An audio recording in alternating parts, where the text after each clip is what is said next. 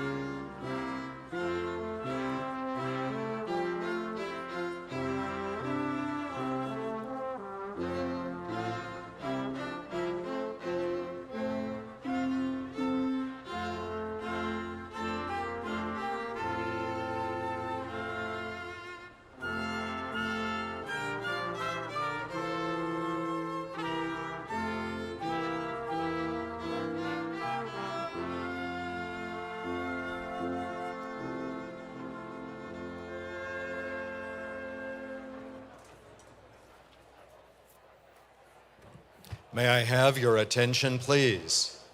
May I have your attention, please?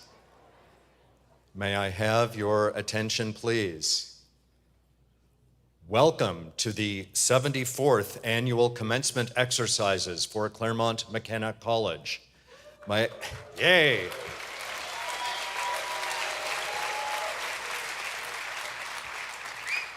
May I ask you to silence your cell phones and other devices and stand and join us in welcoming the Claremont McKenna College classes of 2020 and 2021.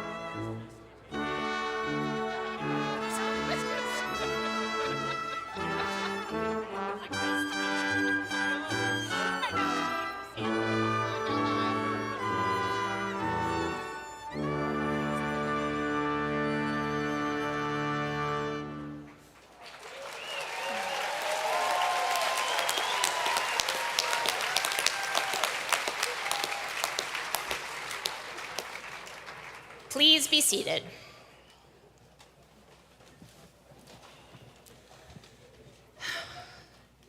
Good afternoon to all of you. My name is DT Graves, and I'm the Dean of Students, and it is such a pleasure to welcome all of you here today.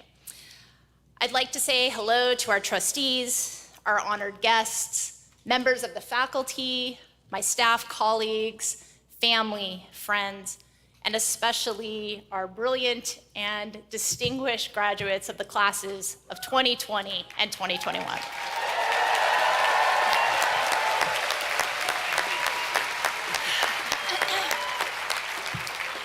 This day has been a long time coming. I am so glad that you are here, and I am so glad that we are all here together. In March 2020, the college made a very bitter decision as the threat of a pandemic loomed to end our residential program for the remainder of the semester and to finish the academic year online. Never did we imagine that not just one, but in fact 2 classes would have to forego the special experiences that define your senior year. For that, we are sorry, and I can't express enough how much it means to have you back here this weekend and how much fun it is for us, and I hope for you as well. Thank you for coming.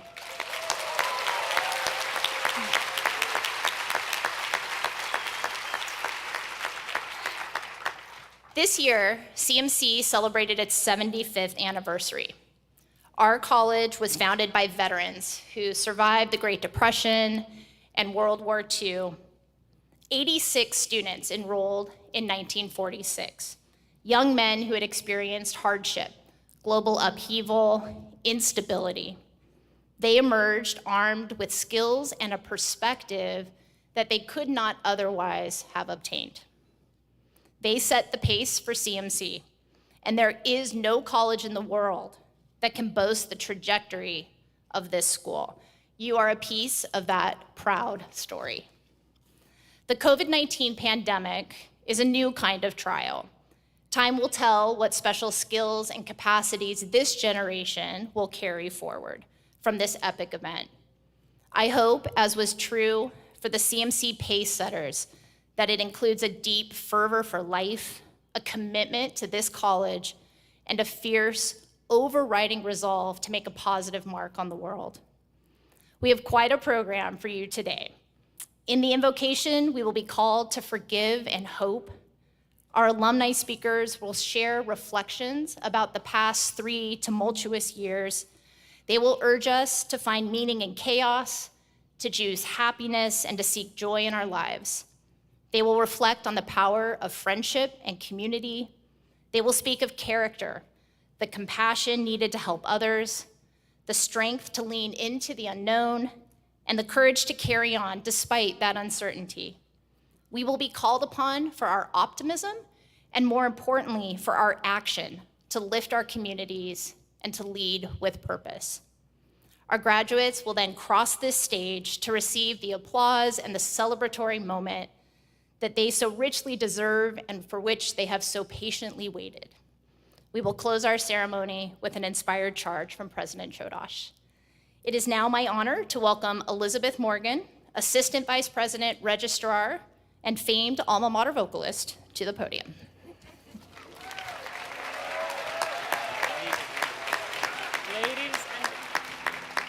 Would the crowd please rise as the classes of 2020 and 2021 lead you in their alma mater?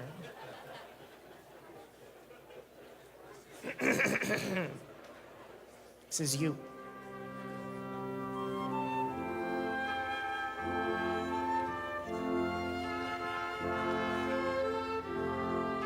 You're ready, I can tell.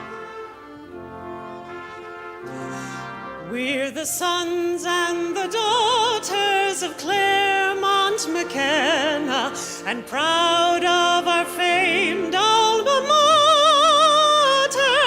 with friends of our youth, seeking wisdom, seeking truth, we will lead on from Claremont, McKenna.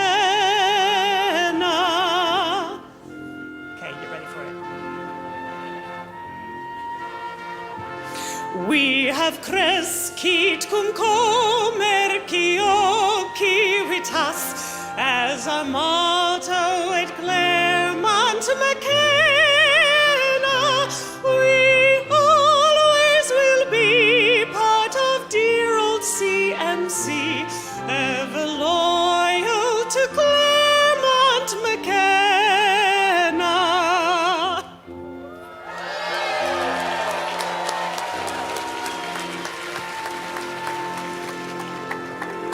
Thank you. You may be seated while Laleh comes up to the podium, your 2020 senior class president.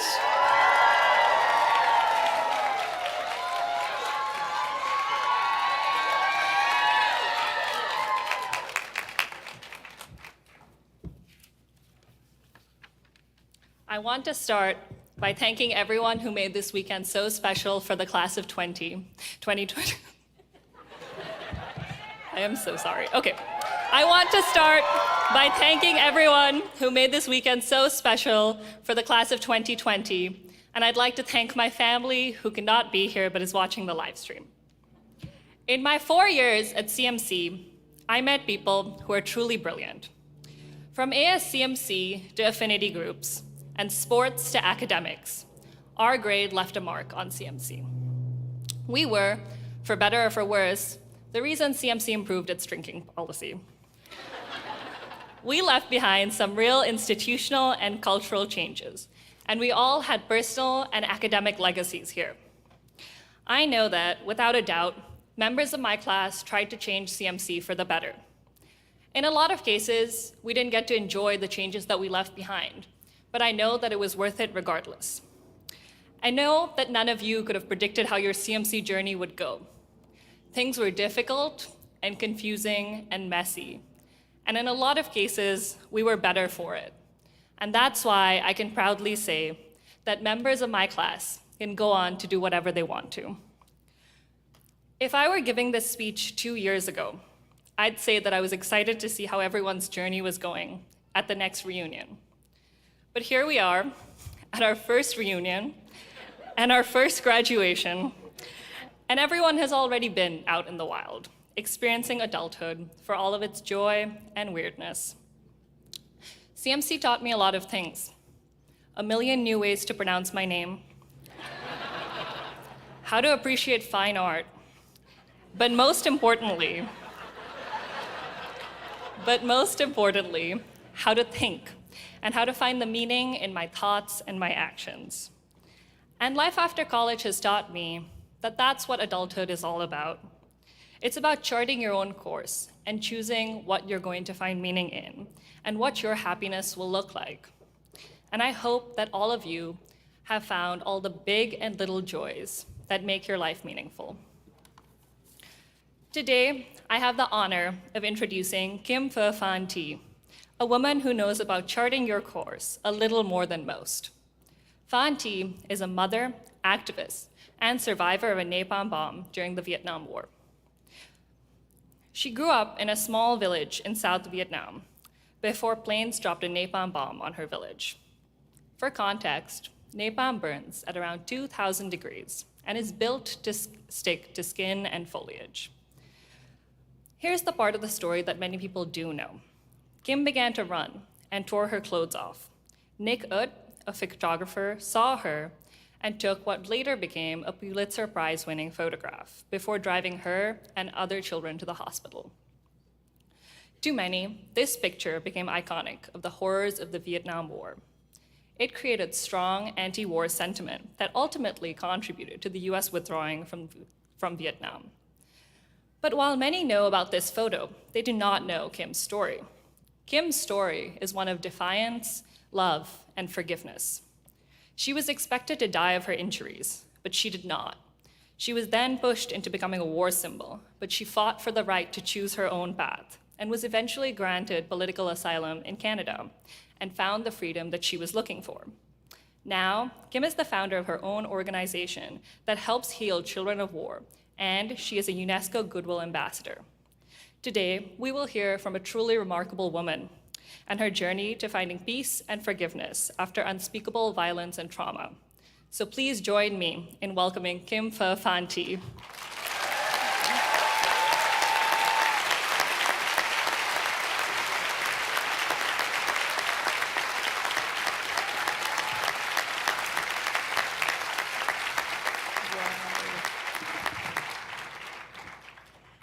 Good afternoon.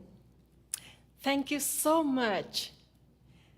I am honored to be with you today to deliver the invocation at one of the finest liberal arts college in America, CMC.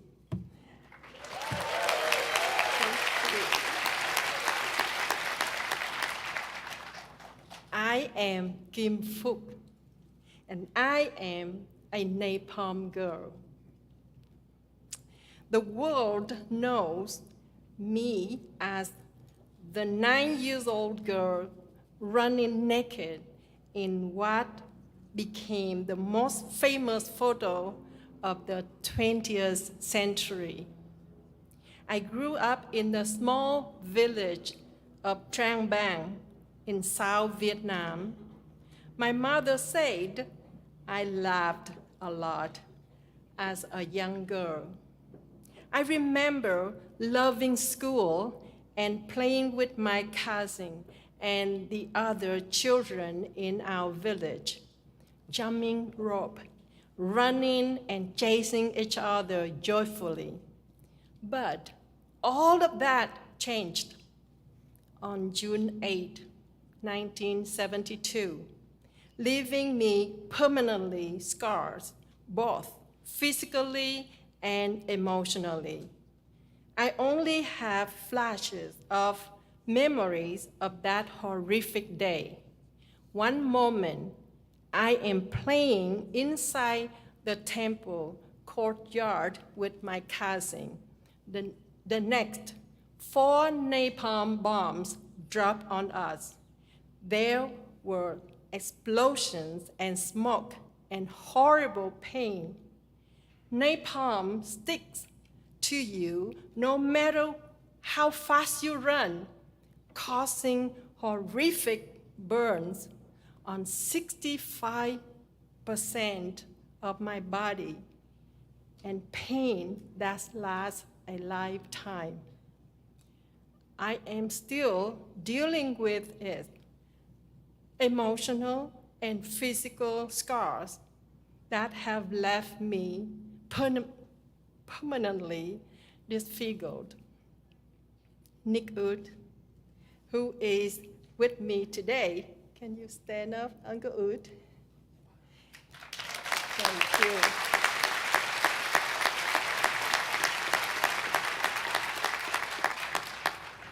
He suspended my life forever with that remarkable photograph. He also saved my life. On that day, he put his camera down, and upon seeing a screaming naked girl running in pain and her skin burned, it was Uncle Ud who brought me to the nearest hospital for urgent care. I am forever thankful to you, Uncle Ud. But I grew up also detesting that photo. I thought myself, I am a little girl. I am naked. Why did you take that photo? I was just a little girl. I felt ugly and ashamed. Why did you print that photo? Why was I the only child naked while my brothers and my cousin in the photo had their clothes on? Does everyone understand my pain? Growing up, I just wished to disappear, both because of my injuries and pain, but also from the shame and embarrassment of my disfigurement. I hid my scar. Children in school recoiled from my disfigurement. I had horrific anxiety and depression, fearful that people would see my deformity. As I got older, I fear no one would ever love me. As a teenager and a young woman, I had thoughts of suicide because my dreams, ambitions, and hopes were taken away due to the famous of that photo. As the photo became more famous, journalists and media worldwide demanded my time, which took me further away from school. They, with the local government, dictated my schedule and cut short my studies.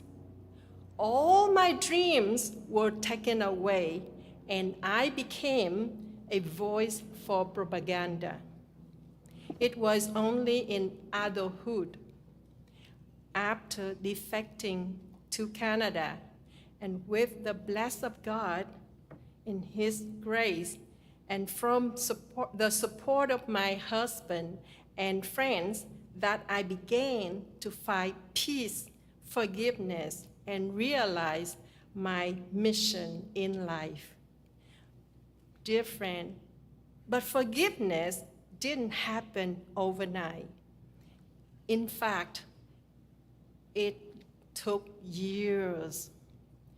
Through working as a UNESCO Goodwill ambassador and traveling to provide medical and psychological assistance to children victimized by war, I can now face my own pain and work towards healing. I believe that forgiveness is the stepping stone to experiencing hope and love. We will certainly experience pain and hurt throughout our lives, but one cannot hold on to hurt and hope at the same time. One also cannot love others while ruled by hate. Forgiveness has allowed me to hope. Forgiveness has allowed me to love. COVID has been so horrific, destroying lives and creating isolation, anxiety, and depression for children, students, teachers, and parents worldwide. And as the college, I am sure it has been challenging to take on the responsibility for safety of everyone. So it is great joy that we are in person, right? Yeah, today. As teachers, administrators, parents, and students of the class 2020 and 2021. This world needs forgiveness, hope, and love. By learning from our own hurt and learning to forgive, you can mature and become a better person. Those who do not forgive stay full of anger, vengeance, and hatred, and the circle of hurt is repeated from generation to generation.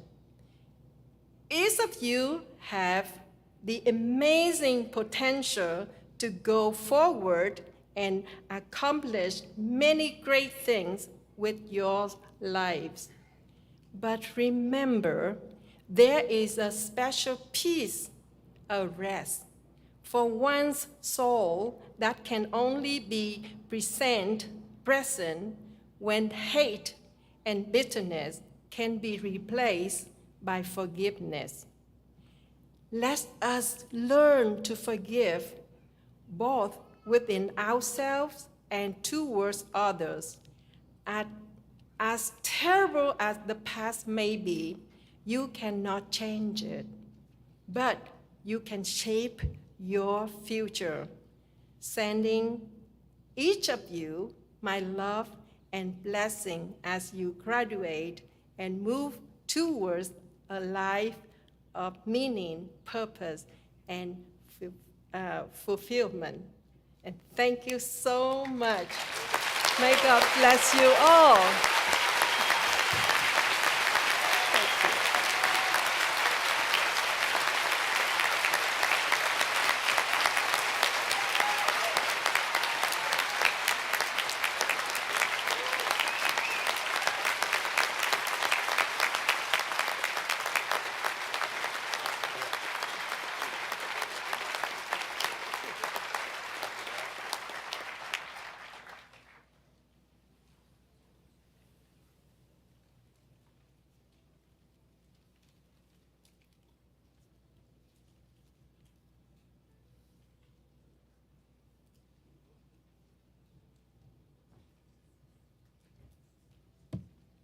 Hello, good afternoon. Hi, so knowing that many of us have not seen each other since March 2020, the chance to be here again is really special. Through the numerous ways in which we were able to connect, whether virtually or socially distanced in person, it's so nice to finally get a glimpse of somewhat precedented times in 2022. While I'm sure many of you have gone off and began to establish yourselves in your new post-grad lives, it may have seemed that there were some pretty obvious loose ends left back here at CMC, one being the ceremony. I hope that this weekend has resolved that feeling and reminded you of all of the many aspects of CMC that you missed. For me, it's pretty simple. I missed seeing my friends, and more importantly, every day. So it's no surprise that when I was given the opportunity to introduce someone who I'm lucky enough to call my friend, I couldn't resist. Neither of my parents' names is John, so son of John or Johnson isn't much more than a surname for me. Love, on the other hand, could not be a better last name for someone who puts it first in everything that she does. Oh, I love Maya. With every title that Maya has held, there's no doubt that she put it first in her loving demeanor and compassion and commitment into making this school a better place. As a star and the captain of the women's basketball team, ASCMC Diversity and Inclusion Chair, ASCMC President, President of the Black Women's Collective, and an RA, Maya did just that. Very rarely do we get to say that we look up to our peers, but Maya is the exception. Despite how demanding all of her responsibilities were, Maya always made the time to make meaningful connections across campus, so it's truly an honor to have her speak for not one, but two classes. Earlier, I mentioned how lucky I am to call her a friend, yet the truth is, CMC is lucky to have had her and join its community. Seeing the effect that she has had here, it's clear that this is just the beginning. Since leaving, Maya has received her master's in applied data science and international studies and been named a Coro Fellow. Given Maya's many endeavors, I cannot wait to see how far her impact will go beyond Claremont. There's no one I'd rather continue to watch lead with love in all that they do. So without further ado, my president, sorry, Chodosh, Maya Love.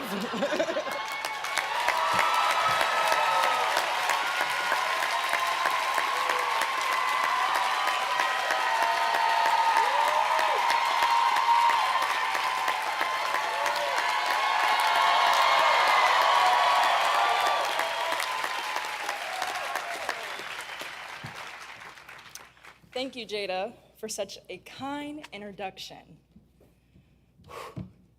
We made it. Welcome, friends, families, colleagues, faculty, and everyone else watching online. I've been given the honor to be this year's student commencement speaker, and I could be no more excited. I would like to acknowledge President Chodosh, our board of trustees, the deans, and everyone else who made this weekend a reality. Let's give them applause.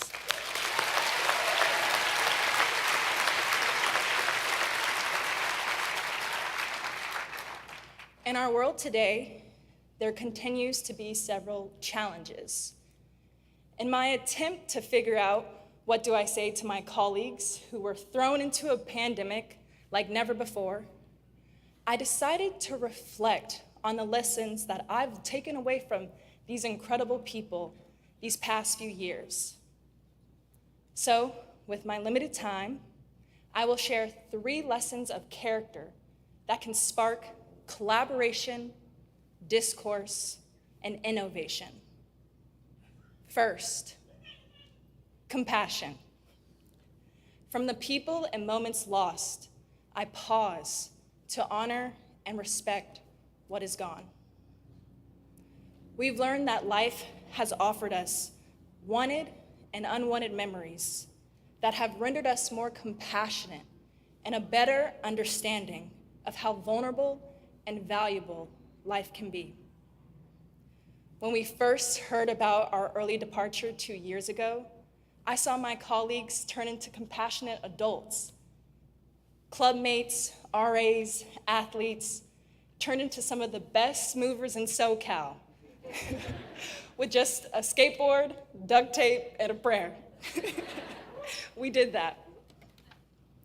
From moving to consoling one another or helping book last-minute flights. From that day on campus, we laid the foundation of tackling past pains and non-closure with the strong bonds that we built with compassion. Knowing what you have conquered in the past will always let you know the strength you have for the mysteries of today. Webster defines mystery as something not understood or beyond understanding, which is our second lesson. I can recall the excruciating times with my professor Bill, who would never provide an answer, but except reply my questions with a question. I would ask, how was my policy framework? His response, what was the goal? Or another professor, Coke. Another familiar reply was, what are the gaps in your research? Beyond the IR professors being extremely tough, I often was left mystified and thought I was set up for error, or so I thought. Today, it is important to remind yourself to not be narrowed in by the present solution, but inspired and confident in the mystery of the unknown. Whether it's determining to go back to school, switching careers, or starting a community food bank. Leap into the untethered questions of today, because the strength of your character will help you navigate through imperfect answers. Lastly, courage. As the future approaches, the baton of responsibility and care for our communities and Earth will naturally be passed to us. In Dare to Lead by Brené Brown, she writes, courage starts with showing up and letting ourselves be seen. Courage is the consistent effort to walk in our values into the next chapter of our life. From volunteering in your neighborhood to help with the scars of COVID, to being committed to self-healing. It was courage I witnessed from you all in the past, and it is courage in the future that will get us through fear and difficulty. Wherever you find yourself in the future, that's where you belong. In these 3 lessons, I hope you will continue to support others with your C of compassion, accept the M of mysteries of the unfold in your life, and bring a C of courage to all of your actions. Have conviction in your walk today. Your friends, teammates, professors, cousins, everyone here today and online watching are proof that you have a strong community behind you. Your walk across this stage or your home is a declaration that you are choosing to get up and rise above the challenges that life throws at you with compassion, mystery, and courage. Walk it out. Yes, walk it out. Thank you.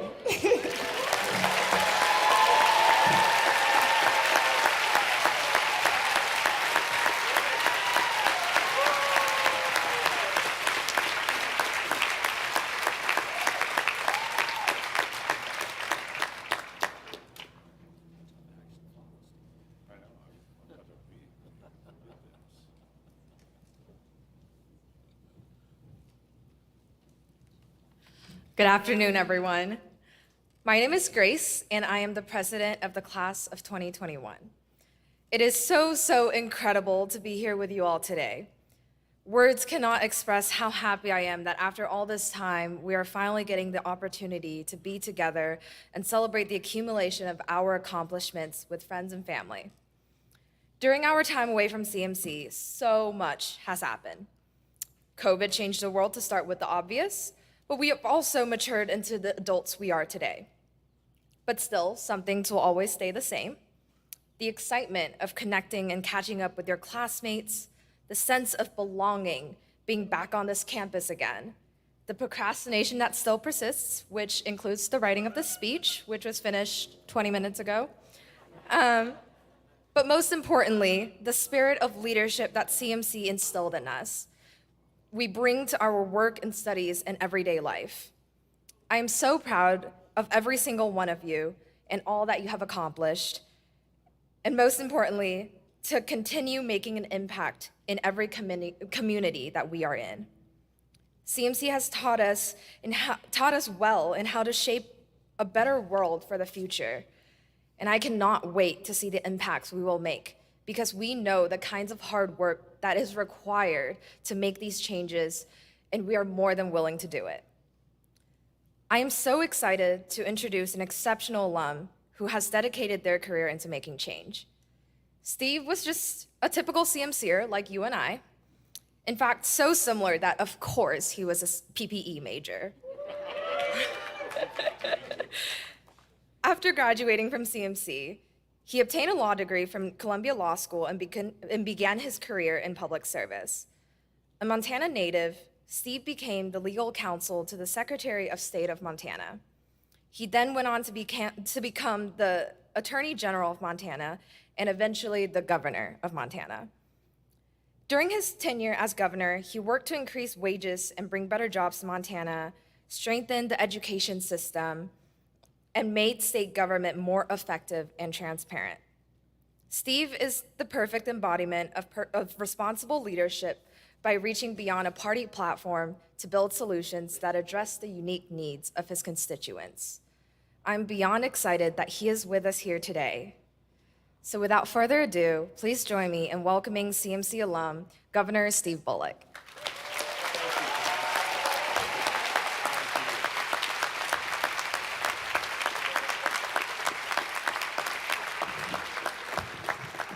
Thank you so much, Grace. It's a gift to get to be here with you today. I first stepped on this campus opening day of freshman orientation. College visits were a bit beyond my family's means. And indeed, I only applied to 2 schools. University of Montana, it's where most of my friends were going, and CMC because my mom would spend her lunch hours at the public library researching colleges.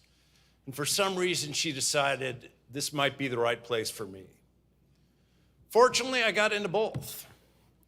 So if I could impart any wisdom from my life, perhaps most saliently, is listen to your mother.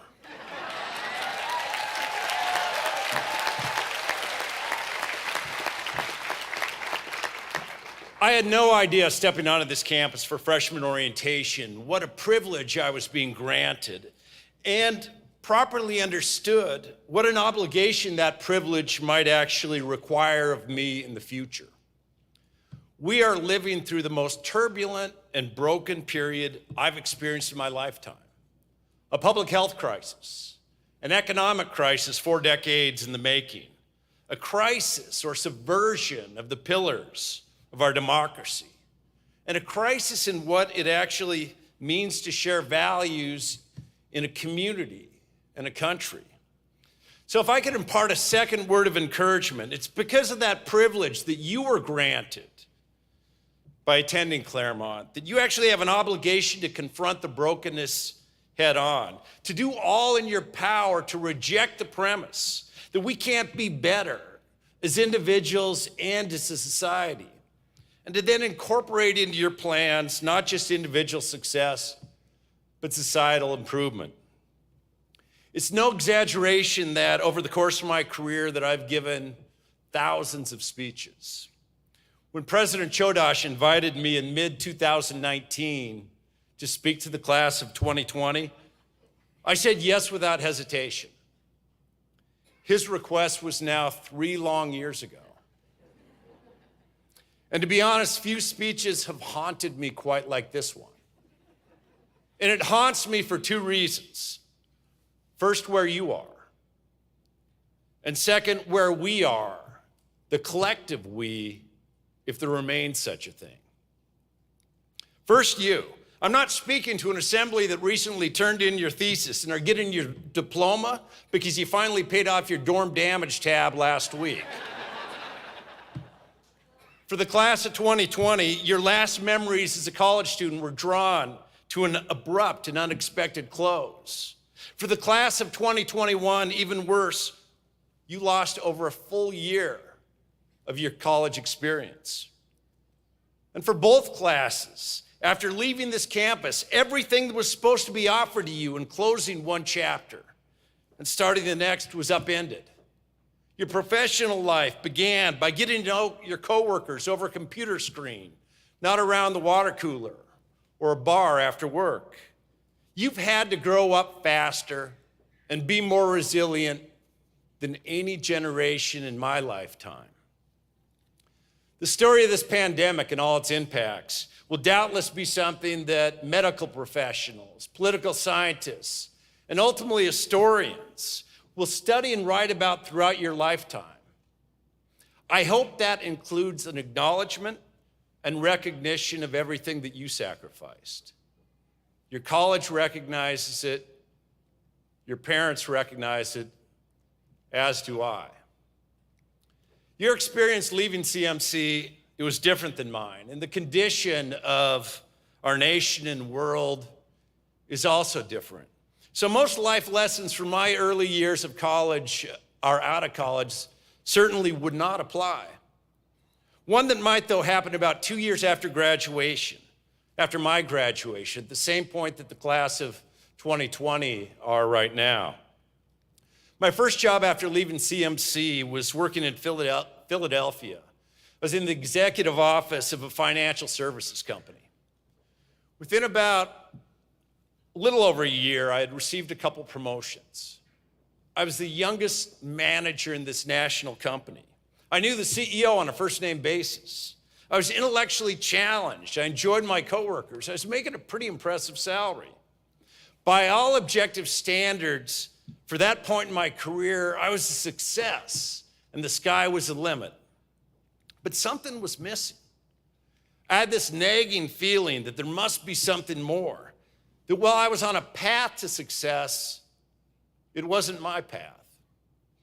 So right around my 2-year anniversary, I submitted a letter of resignation. It was a difficult letter to write. I told them that I was thankful for their guidance, their mentorship, their friendships. And I closed the letter by saying, my only plans for the future are to go to Key West, Florida, have a drink at Jimmy Buffett's Margaritaville bar, and figure out what I wanted to do with my life. So I packed up my 1974 MGB convertible with some clothes and a tent, and I drove to Key West, had a drink at Jimmy Buffett's bar. I actually met him, considered accepting a bartending job. and this is all true. But after about a week, I moved on, and spent the next 3 months in my MG traveling to places that I'd never been and thinking about what I might want to do. Perhaps the most frightening place any of us will ever explore is that space between our two ears. 3 months alone with just your thoughts. It can be lonely, it can be intimidating, and it can be clarifying. Leaving Philadelphia was the first of many course corrections I've made throughout my life. So my third piece of advice, we want our lives to be a straight line. We want to set a goal. We want to work for it. Then we want to achieve it. But it won't always be a straight line. Or at least it won't if you're more focused on where you want to lead your life rather than accepting where it might lead you. Be open and willing to making those course adjustments, even if you don't know where they might lead. Because I can assure you that those nagging feelings will lead to something even more meaningful. The journey between leaving my first job to being in front of you today, the waypoints of serving as state attorney general, as governor, of throwing my hat in the 2020 presidential primary and falling woefully short, the twists, the turns, the successes, the shortcomings, candidly, they're not worth my spending time, the precious time I have with you today. Because more important is my ask that you spend some time in that scary space between your ears. That you think about your personal transformation, how you changed since your first day of freshman orientation at CMC. That you consider the role that this college and your classmates played and contributed to that transformation. And as you leave campus today with hopefully closure that wasn't provided when you actually graduated, you commit to thinking about how you'll fulfill obligations that are a little bit larger than just yourself. Back in the day when I was at Claremont, the tagline was leaders in the making, preparing us to become leaders in business and civic affairs. It was instilled in our coursework and the ethos of our college, making sure that we were ready to impact our community, businesses, a nation during times of great challenge and great opportunity. We need you as leaders more than ever. As we've come to a dangerous place in this 246-year experiment with representative democracy, that at the very least impedes progress and in the worst case fundamentally threatens our ability to govern ourselves. As a country and in our communities, we don't agree on much anymore. Only half of American adults think colleges and universities are having a positive effect on the way things are. Half of registered voters now have little or no confidence in the U.S. Supreme Court. Only 36% of U.S. adults have a great deal or fair amount of trust and confidence in newspaper, television, and radio news reporting. Just half of students say they feel comfortable voicing disagreement with their instructors or their peers in class. Perhaps the only thing that we agree on across the country and across the political spectrum, 70% of Americans agree that our country is in crisis and at risk of failing.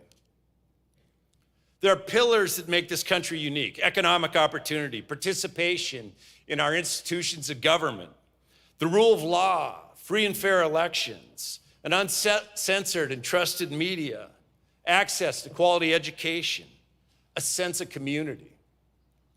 Each of those pillars is being tested. And in many respects, those pillars will either be the safeguards that preserve our representative democracy and country, or the cudgels that bring us down.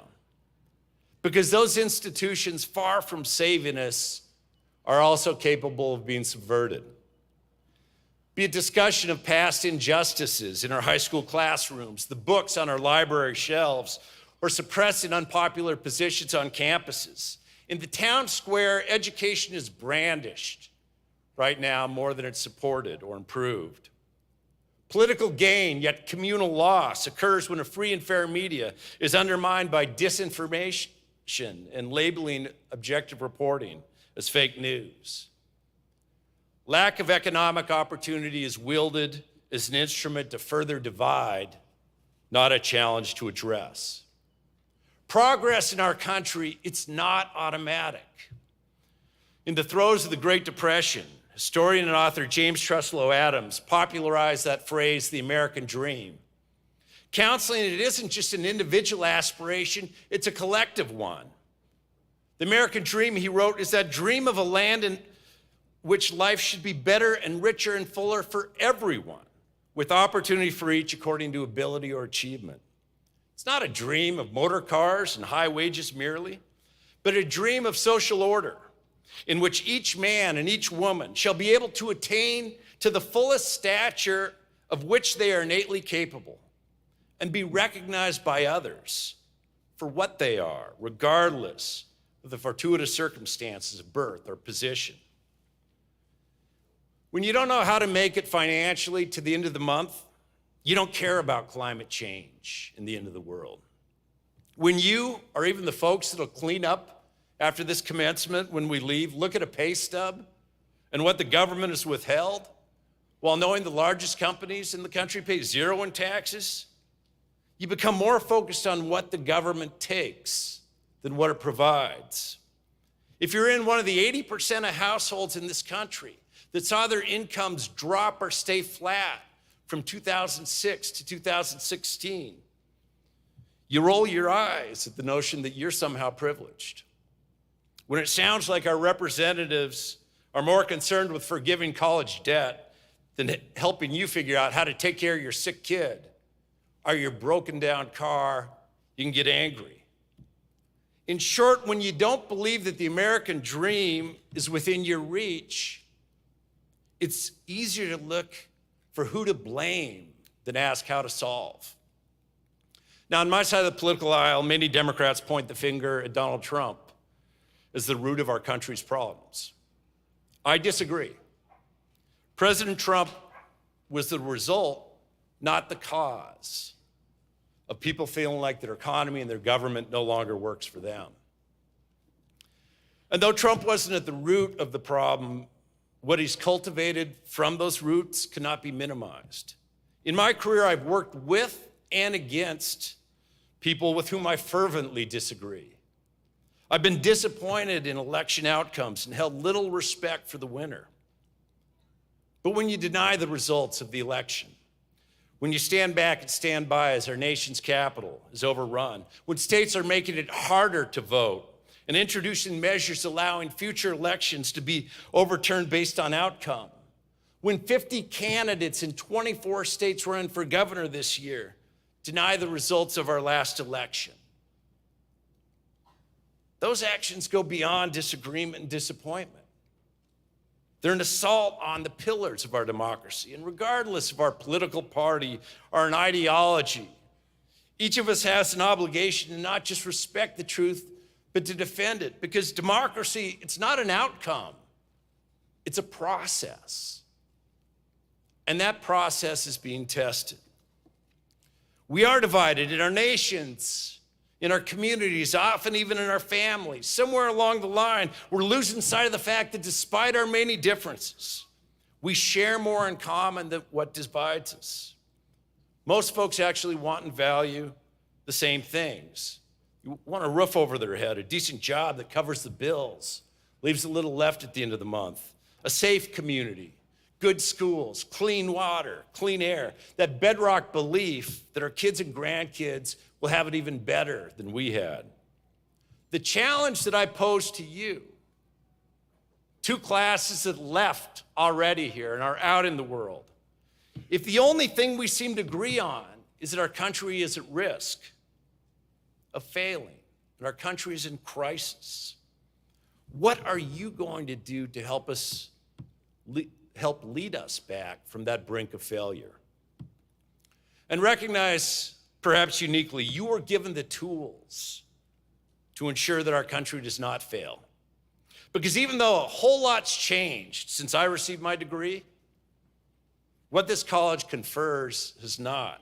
Think about what you received in addition to your diploma. My 4 years at Claremont instilled in me intellectual curiosity, an unwillingness to accept arguments at face value. Times at the Athenaeum taught me to open my mind to various points of view, to listen as much as I spoke. My professors and my peers, be it in the classroom or late night discussions in the dorm, they taught me how to argue my position succinctly and respectfully, yet be open to the idea that my position might not always be the only perspective. Being at our small college taught me that even if I fundamentally disagreed with someone, I'd be seeing them damn near every single day on campus. So I better learn how to disagree without being disagreeable. Claremont taught me about community. To this day, if someone who graduated from our college reaches out, I respond. Because despite the differences among classmates and graduating classes, this CMC bond will now always be part of your life. Our country needs your help in saving it. As I noted earlier, you've already had to show great resilience. That resiliency, combined with what this college has instilled in you, actually provides you the tools to help save it. I ask you to be a servant. I encourage you to get involved in public service and the political arena.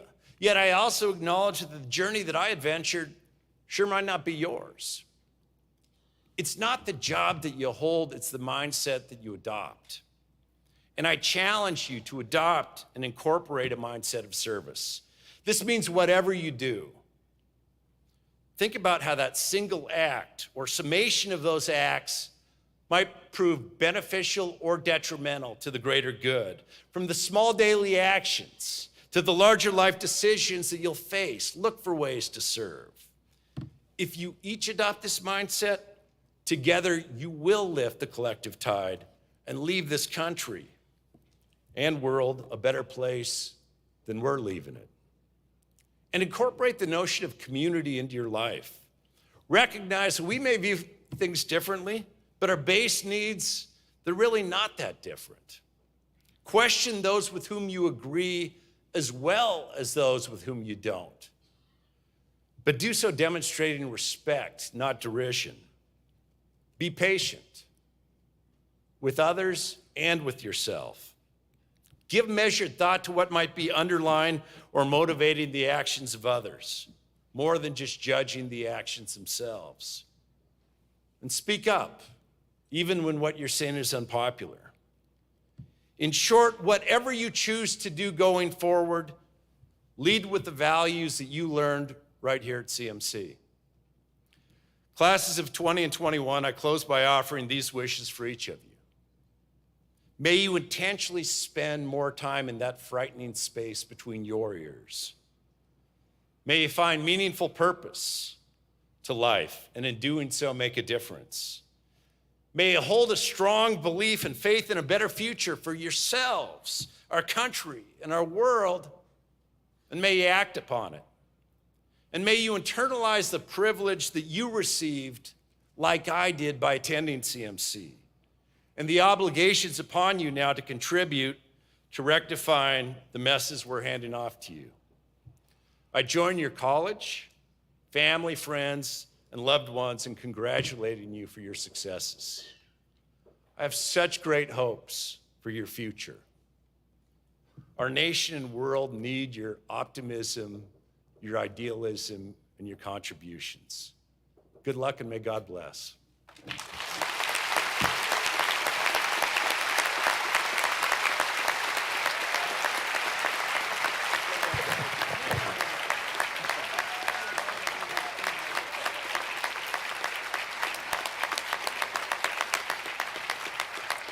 Thank you for those inspiring remarks. It's now my pleasure to confer an honorary degree today pursuant to the resolutions adopted by the Board of Trustees and approved by the faculty.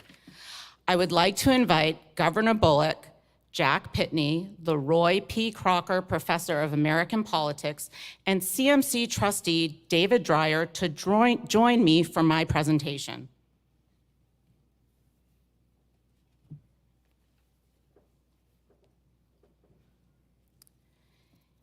In recognition of your many contributions and achievements as a leader in government and public policy, Claremont McKenna College hereby confers upon you the honorary degree of Doctor of Laws, with all the rights and privileges appertaining thereto, in token of which we cause you to be vested with the hood of the college appropriate to your degree and present you with this citation and accompanying diploma.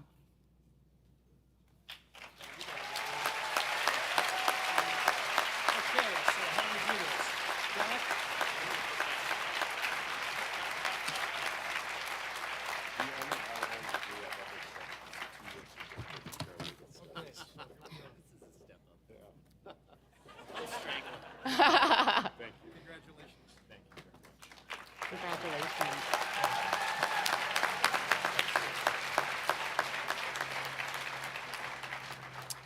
We have now reached the part of the program that everyone has been waiting for, the recognition of our class of 2021 and class of 2020 graduates. I did them backwards, but it still works.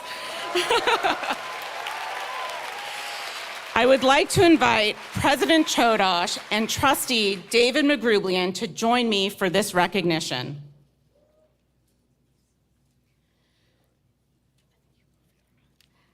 As Dean of the Faculty, I now have the honor of recognizing the graduates here today who have received the degree of Masters of Arts in Finance and the degree of Bachelor of Arts as appropriate. Members of the class of 2020 and class of 2021, please come forward.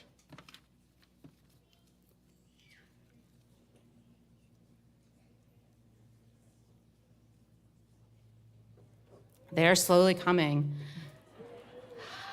I just want to say how excited I am to be here with you to celebrate your amazing accomplishments.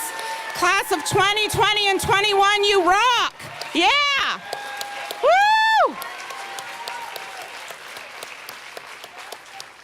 We almost had time to do a selfie, but not quite. Okay.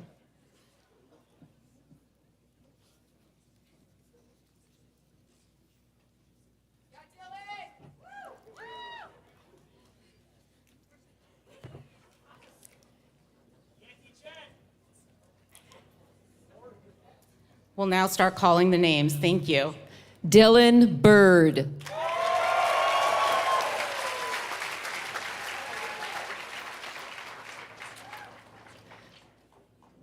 Tyler Chen.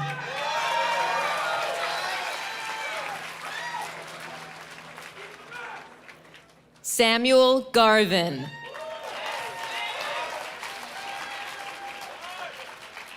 Austin Long.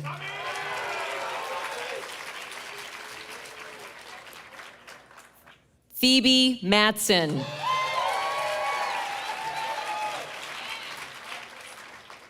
James Alexander Plunk. Colton Smith.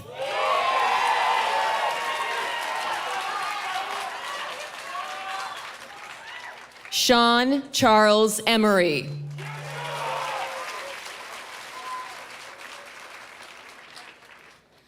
Please join me in recognizing our BA MA graduates for the class of 2020 and class of 2021.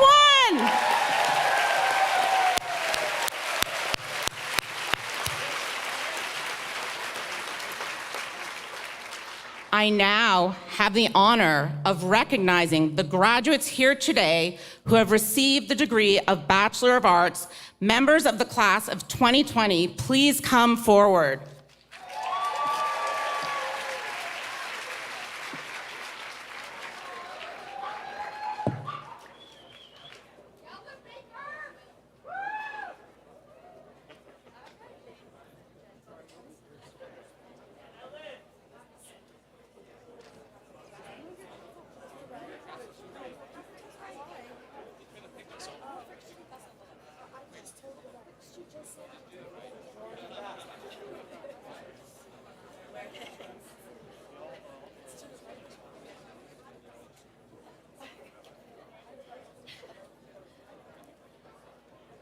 Laleh Ahmad.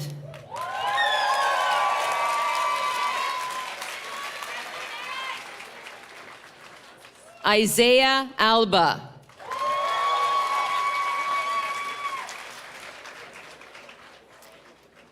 Hannah Michelle Alderete.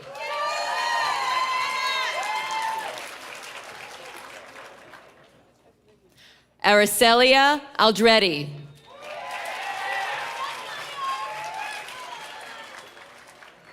Aaron Alexander.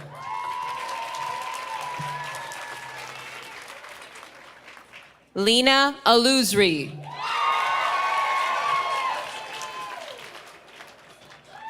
Andrea Amaya.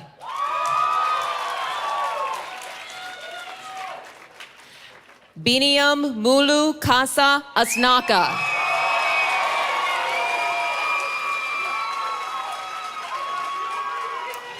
Mitra Ataya.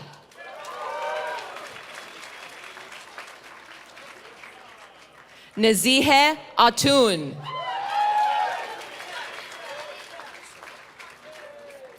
Sydney Bafour.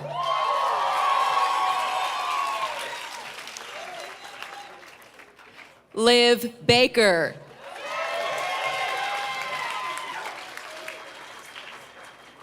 Martha Baker.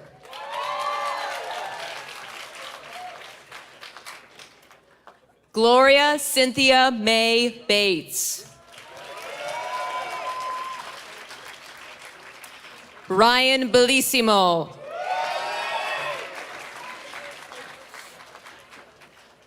Kylie Bernardi.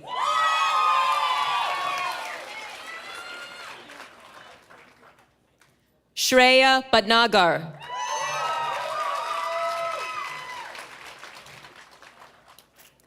Shu Bin.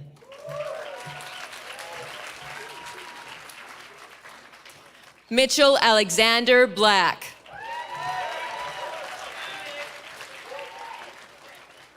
Sophie Laura Borboom.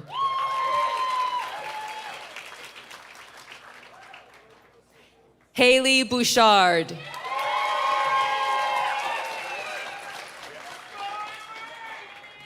Ellen Muir Broadus.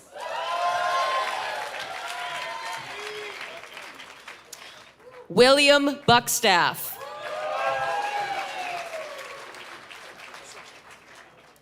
Claire Burgess.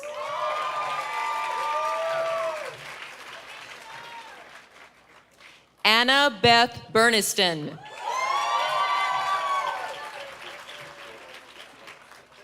Krista Cabrera.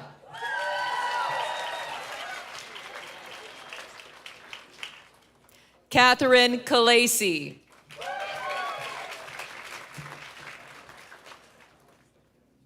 Angelica Maria Campos.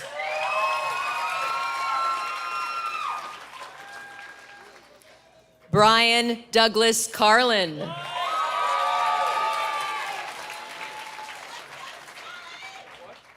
Sally Carlson.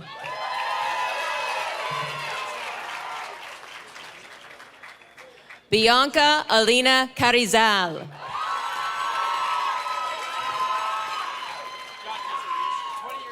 Cameron Cash.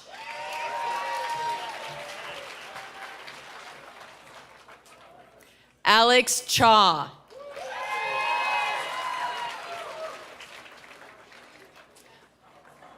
Rebecca Chung.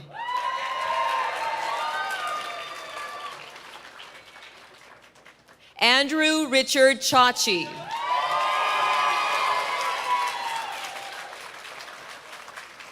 Zachary Clark.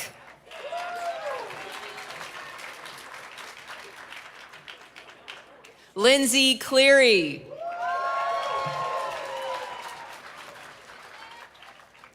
Gabrielle Klaus. Emily Cohen.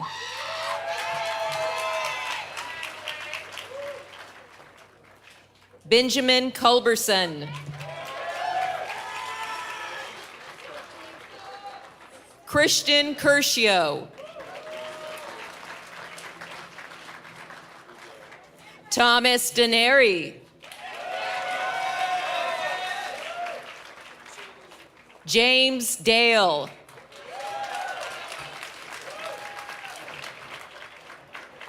Jafar Daniel.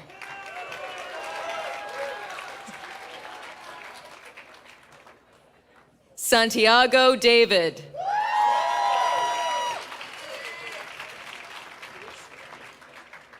Alana DeMuro.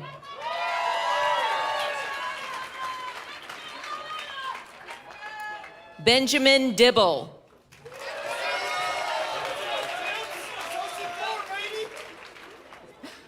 Hazal Dinch.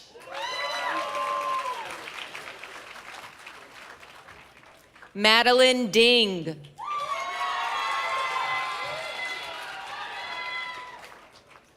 Joshua Dorman.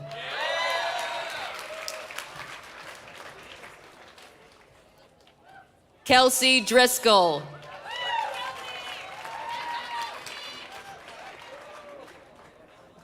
Bryn Edwards.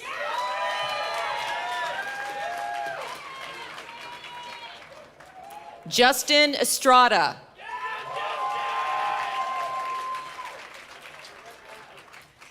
Caterina Miranda Fernandez.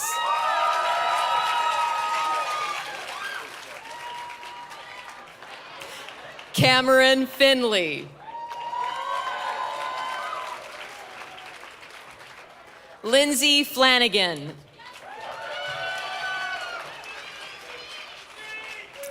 Victoria Andrea Flores Najas.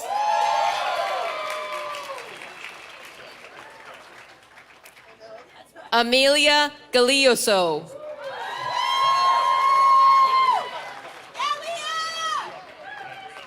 Janeth Garcia.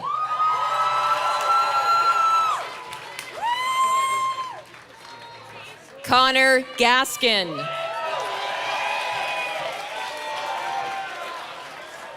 Haley Giffen.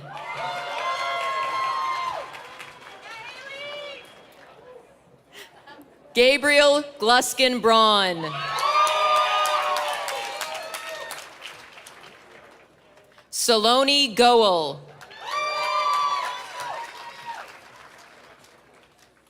Allison Gould.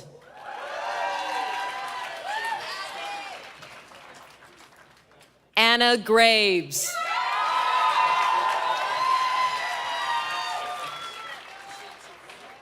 Hannah Graves.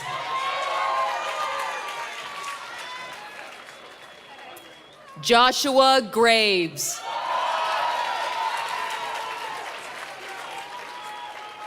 Savannah Green.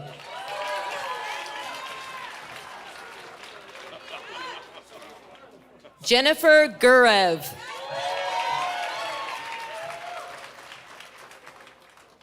Amanda Hahn.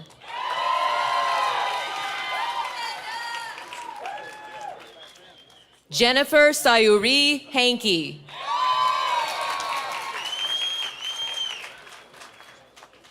Tobin Hansen.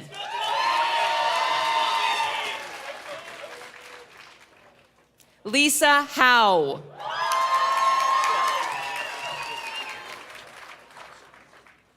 Kylie Harrison.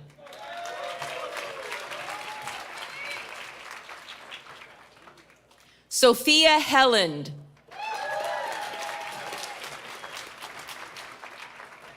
Alan Hernandez.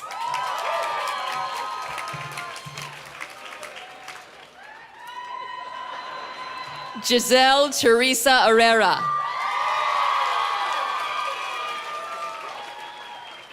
Allison Hill.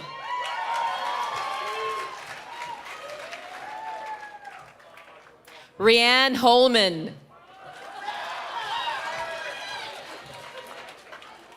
Jeremy Horn.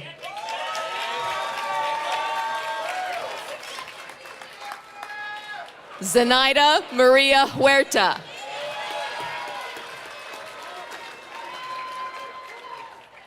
Taylor Louise Hughes.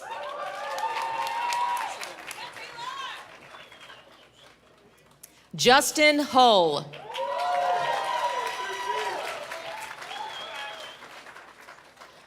Ray Imada.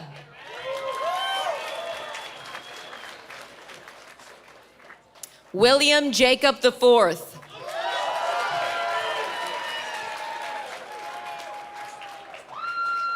Jinyi Jeong.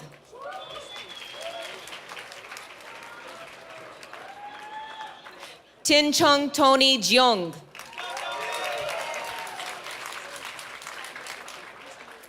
Matthew Johnson.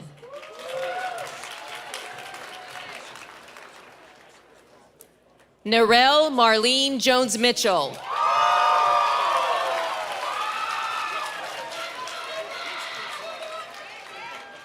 Zubin Jotwani.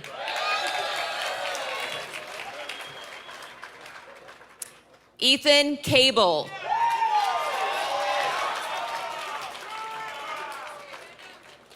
Amanda Anchi Kandasamy.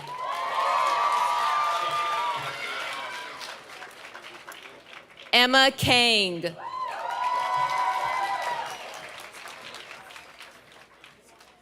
Grace Kelleher.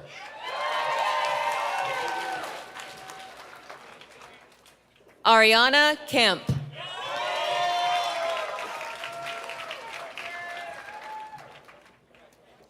Alexander Kenworthy.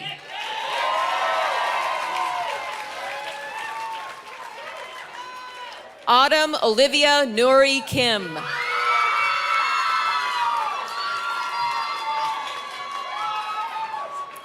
Jessica Hajung Kim.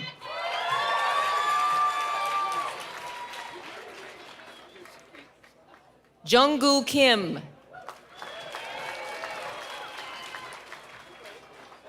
Maxwell James Kirsch.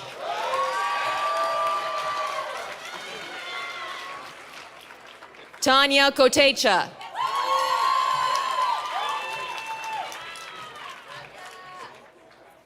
Jordan G. Kwasi.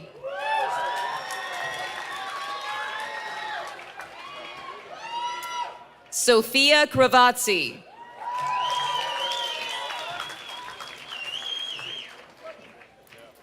Ethan Kurtz.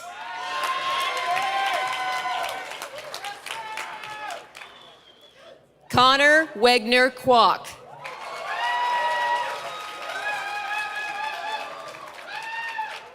Caitlin Kwan.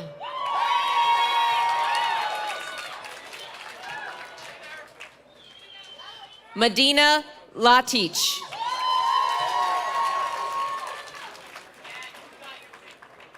Samantha Wenshwo Lee.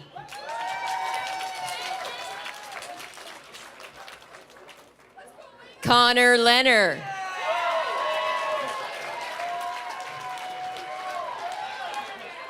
Henri Marcel Levinson. Jonathan David Levine. Ethan Lloyd Lewis.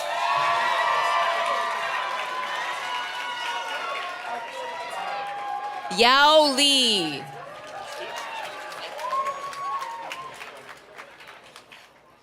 Whitney Kate Lieberman.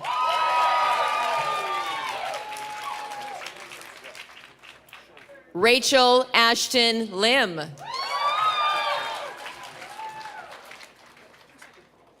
Luke Robert Livingston.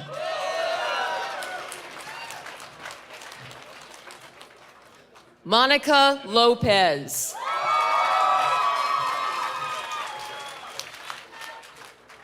Maya Victoria Rosetta Love.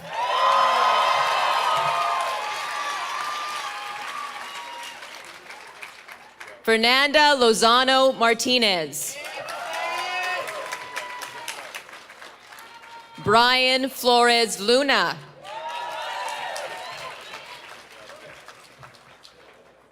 Francis McKercher.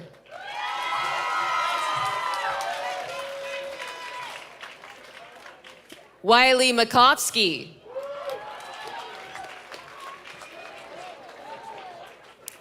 Blaze Malley.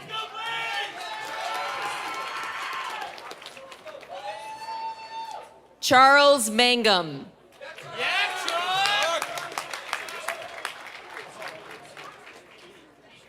Ricardo Mateos Castañón.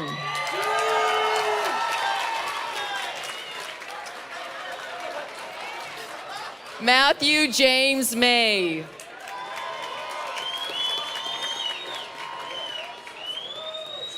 Bridget Mary McCarthy.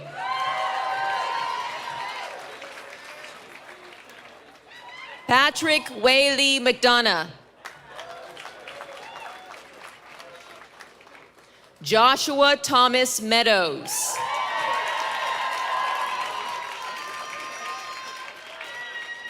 Amanda Mell. Carlos Gerardo Mendez Jr.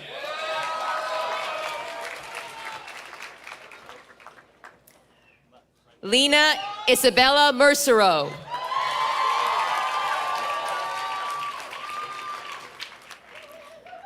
Pedro Juan Mesa Joreda.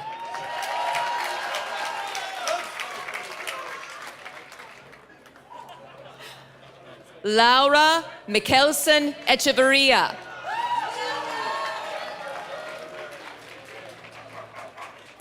Harrison David Miller.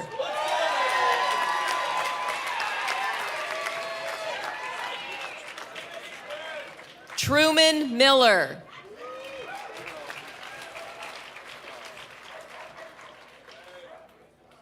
Gabriel Kulachi Impado.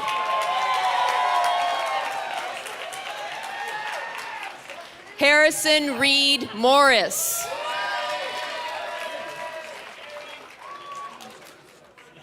Elias Muller. Bradley Samuel Newton.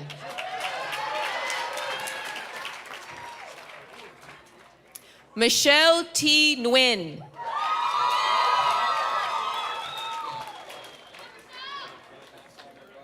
Joe Noss.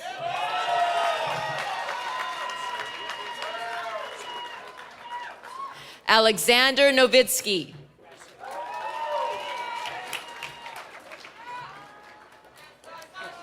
Daniel Park.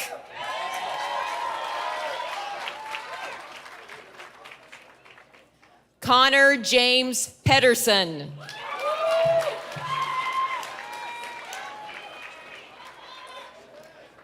Myra Perez.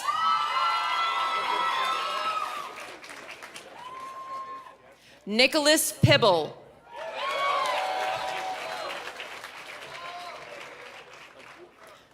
Alina Jonelli Rainsford. Zachary Andrew Ralston.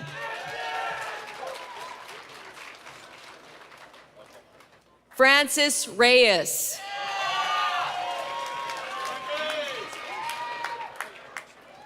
Sarah Milligan Reed.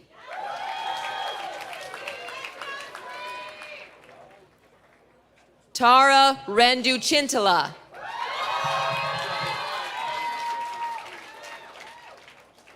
Elizabeth Catherine Riffle.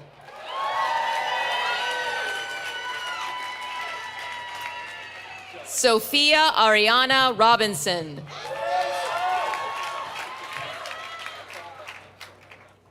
Lud Rong.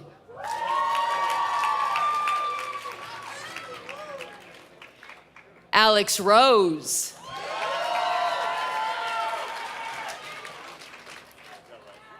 Dina Faye Rosen. Zachary Rossman.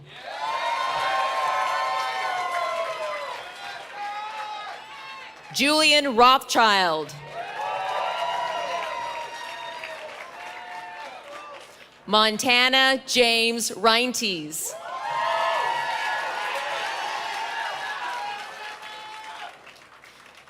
Ji Young Zoe Rue.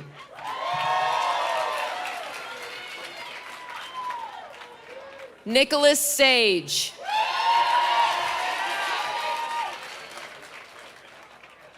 Cristal Salinas.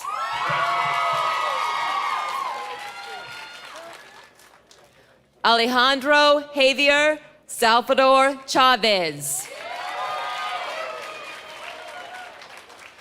Georgia Scherer.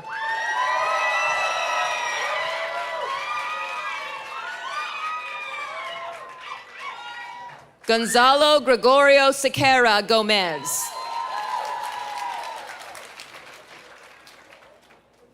Lindsay Marie Seidner.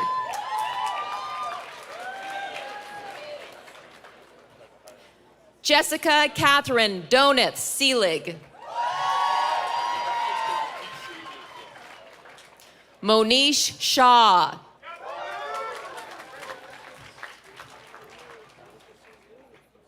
Wenjing Shangguan.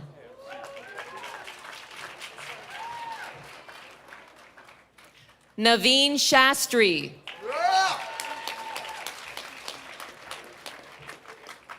Madison Faye Shea.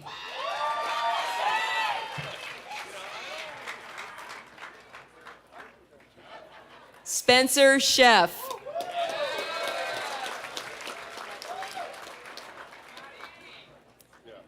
Anita Francis Shenoy.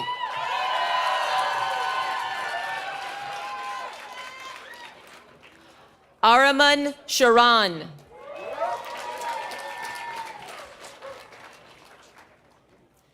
Tanisha Sheth.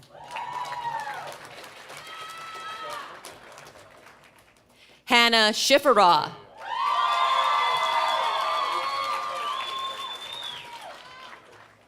Maximilian Timothy Sickinger.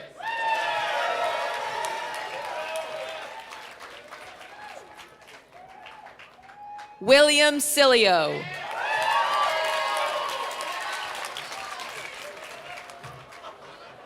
Connor Sinclair.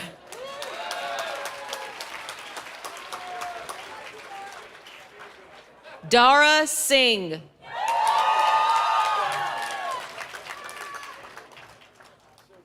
Sahil Sinha.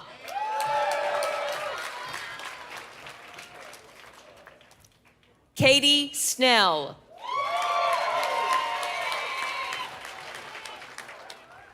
Eunice Hannah Song.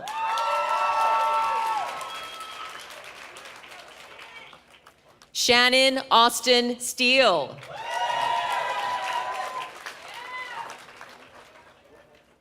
Lucas Gunn Svitek.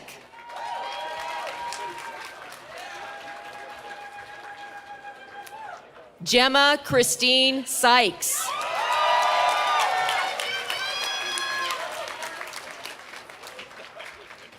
Abel Tedesse.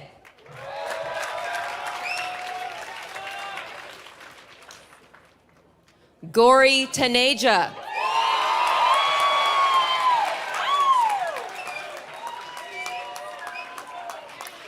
Megan Tankersley.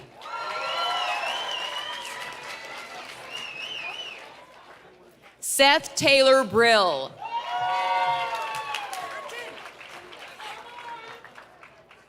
Charles Everett Thompson.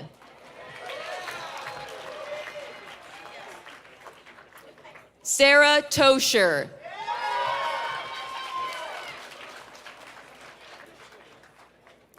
Zane Tolchinsky.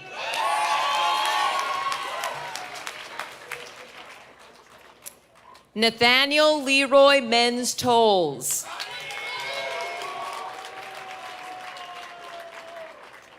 Claire Torza.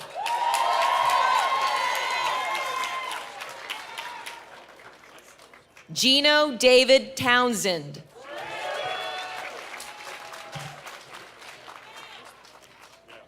Julie Tran.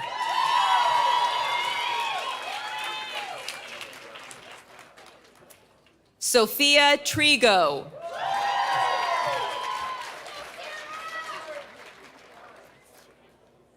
Sarah Olson Trichler.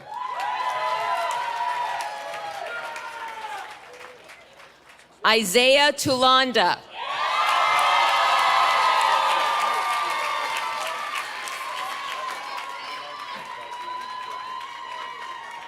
Linnea Ueno.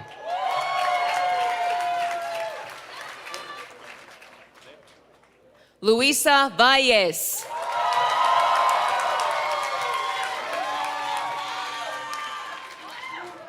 Chloe Chanel Vick.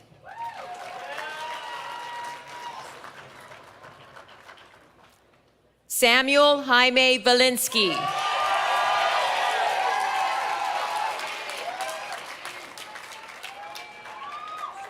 Juan Villaseñor Jr.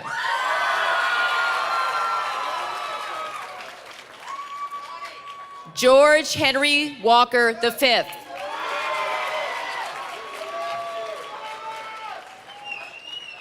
Kelly I'm going to get this right. Kelly Ayame Watanabe.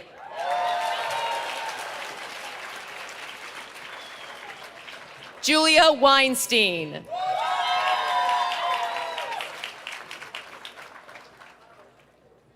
Kira Alexa Weiss.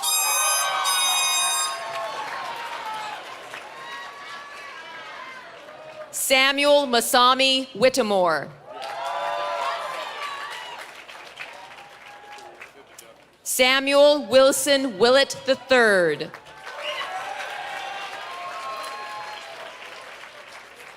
Michael Worth.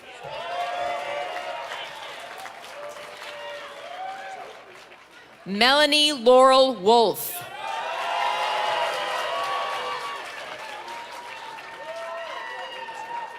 Annette Wong.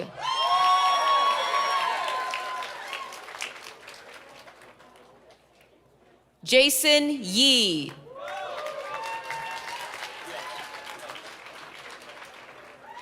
Jet Farrell Zymance. Cassandra Esperanza Zelaya.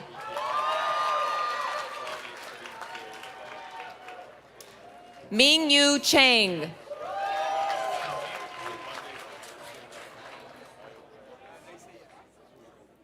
Hannah Abushar.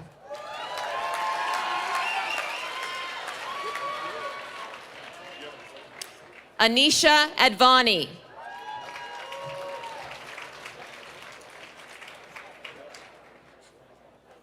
Sandy Almada Fernandez.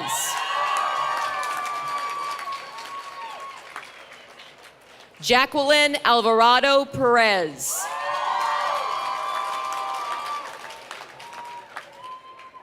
Simran Aurora.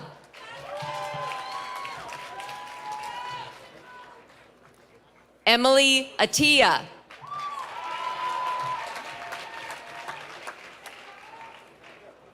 Amelia Ayala.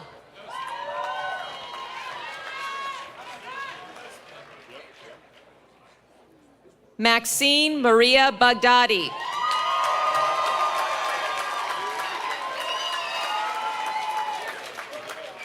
Baron Malone Banta.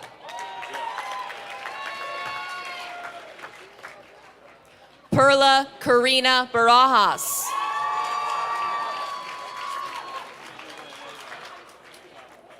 Lincoln Miles Bernard.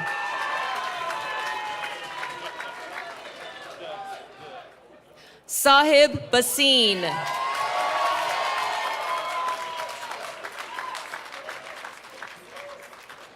Renalini Bhushan.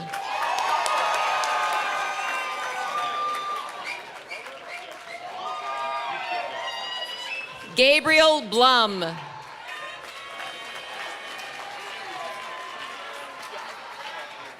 Christopher Joseph Box.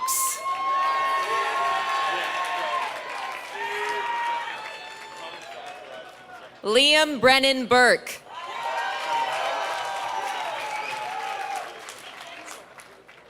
Nicholas James Britt.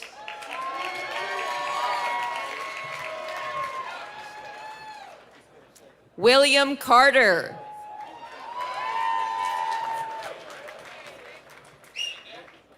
Allende Castro.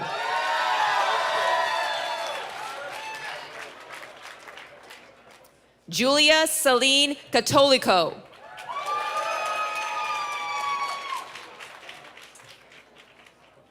John Duffy Cavalier.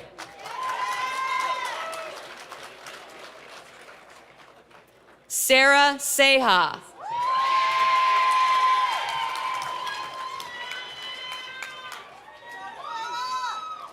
Theodore L. Chamberlain III.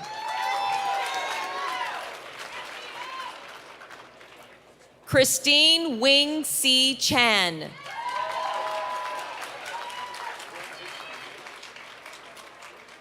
David Chen.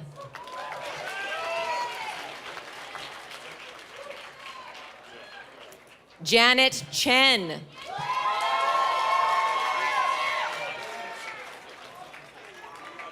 Patrick Chen.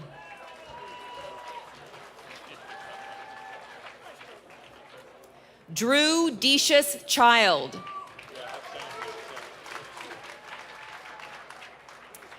Andrew Choi.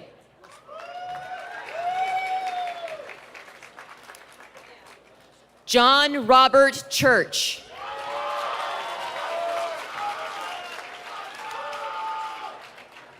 Patrick Coe.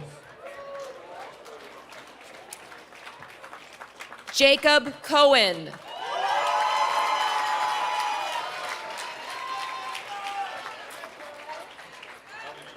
Jennifer Anais Coyao Camargo.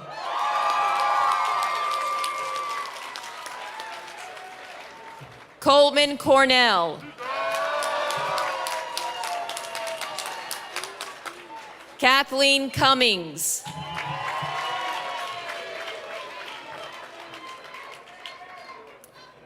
Sevion DaCosta.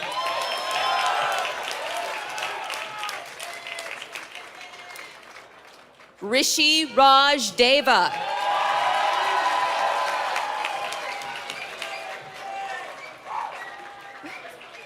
Anuj Ashok Devatha.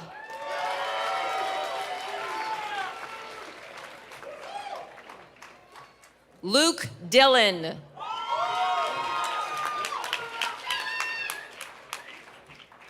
Reagan Taylor Dinovitz.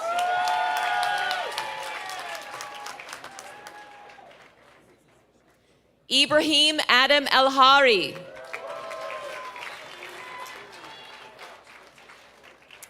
Mohammed Musa Emish.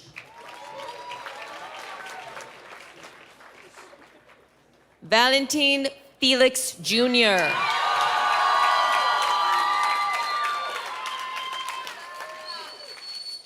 Kyle Fendorf.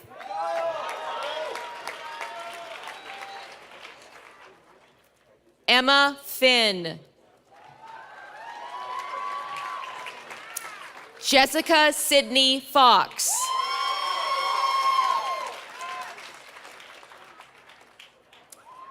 Taylor James Frank.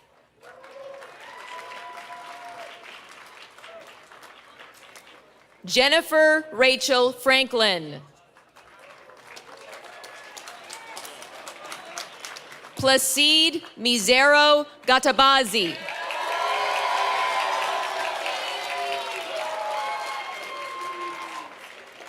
Eda Selena Garcia.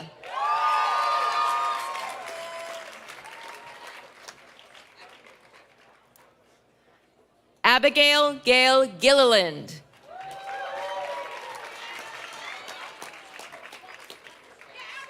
Lauren Godey.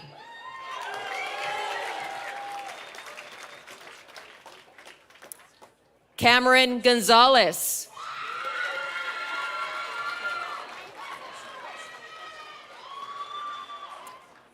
Will Grassley.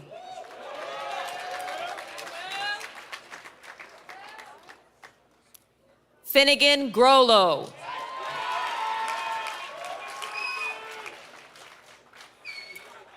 Studi Grover.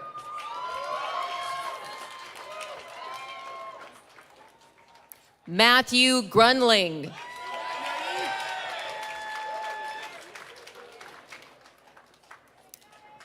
Udav Gupta. Carter John Arthur Henderson.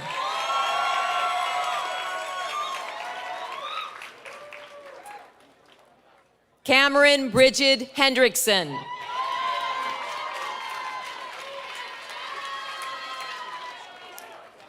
Dianna Hernandez.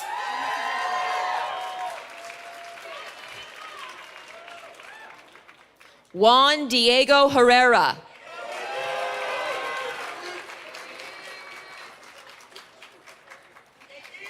Danielle Honan.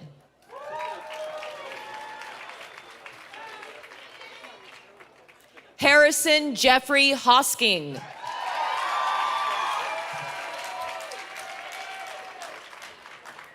Emily Lauren Howard.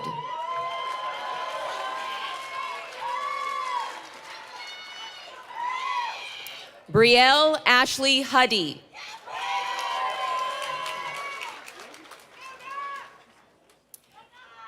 Nathaniel Penny Huntington.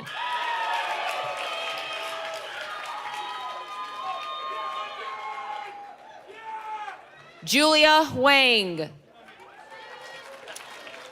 Carollos Ibrahim.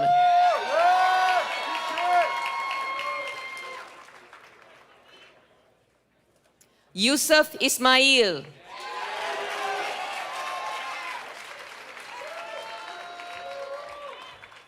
Olivia Rose Eisen.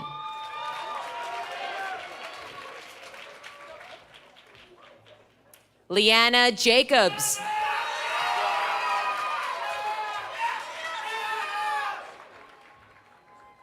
Anne Jang.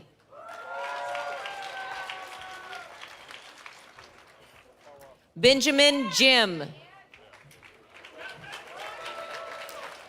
JaDa Alidia Noel Johnson.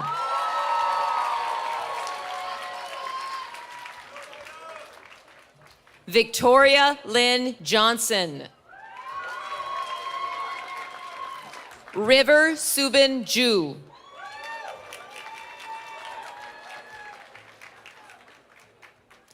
Adrian Michelle Kafka.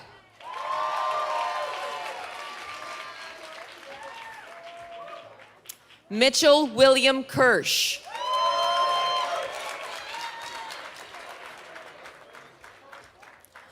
William Alexander Etsuo Klein.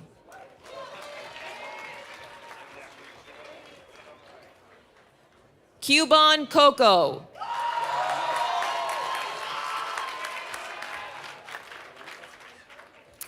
Vera Alona Kratz.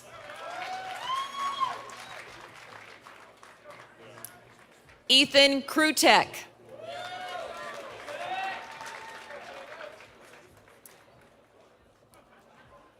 Spencer Lang.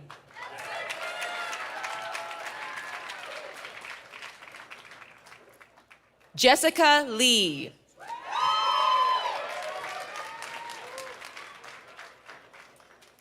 Jordan Trey Leonard.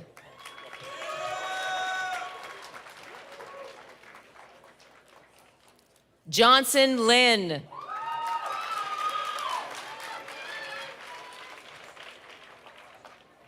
Frederick Bjorn Adam Linder.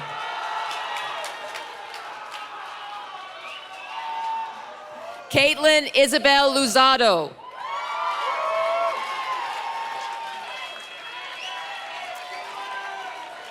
Nicholas Horvath Ludwig.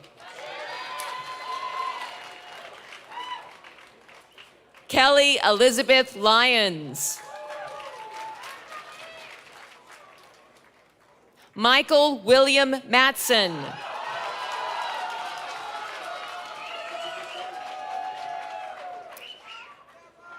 Isabella Maramika. Brian A. Marin.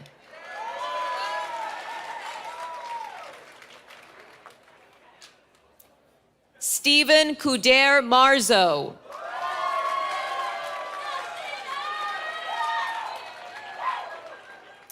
Benjamin Jacob McAnally.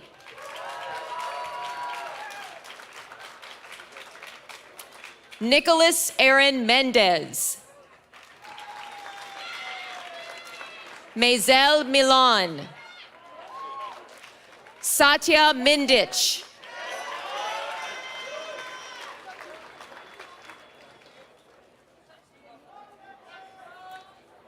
Cade Kekoa Moffitt.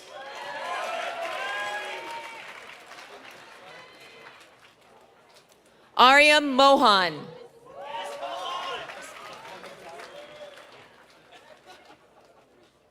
Melanie Moore.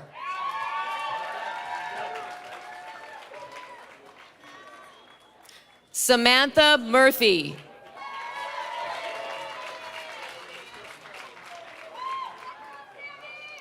Maya Mataya.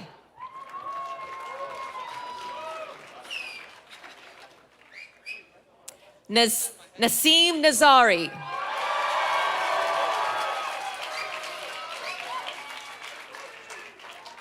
Jason Newman.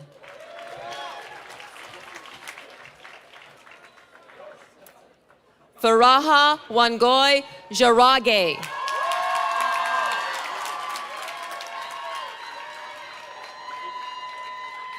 Clayton Glenn North.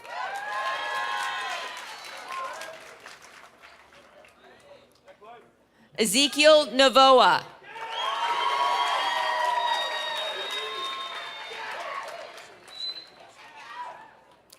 Angel Ornelas.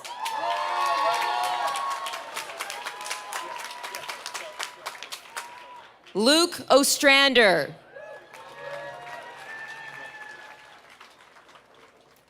Katrina Ostrom.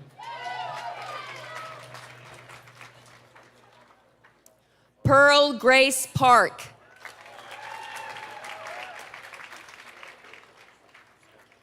Megan Perrin.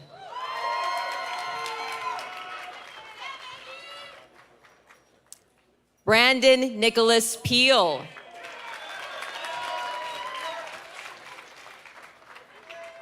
Sean Christopher Pine.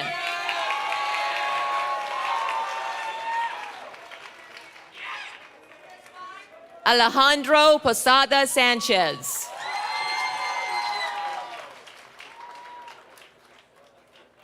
Anne Charlotte Joe Hoy.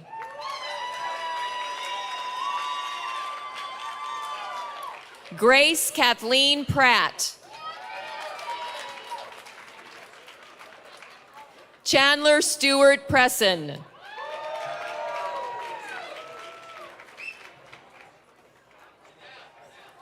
Vasu Sharon Rai.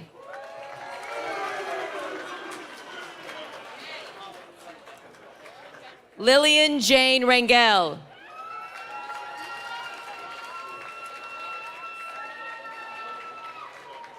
Emma Catherine Ranheim.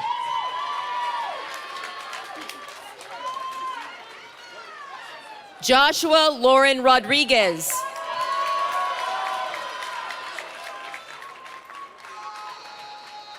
Lizette Rojas.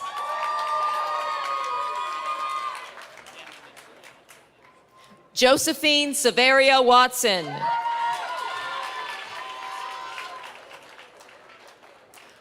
Connor Thomas Schultz.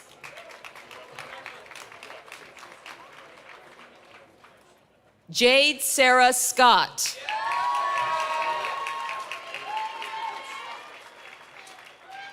Chance Sears.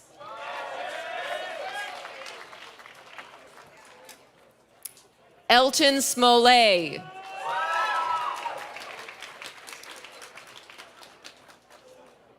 Olivia Snell.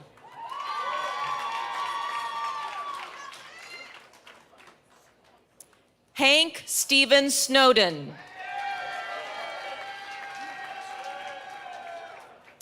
Allison So.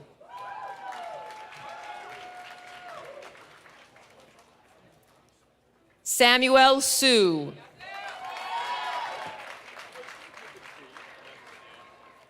Molly Spaniak.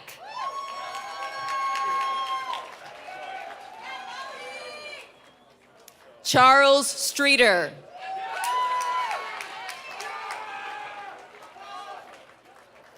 Mia Whitney Syme.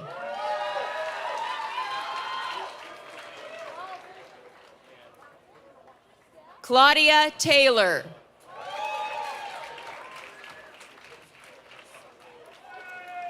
Mimi Thompson.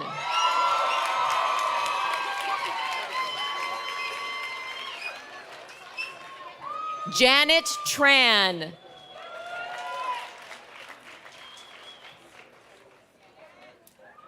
Teresa Allerton Ulrich.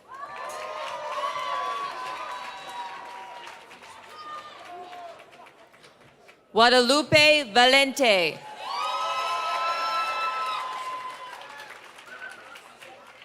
Jordan J. Venglass.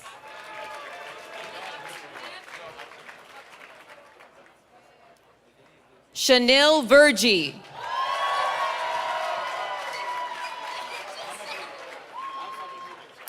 Jack Vianney.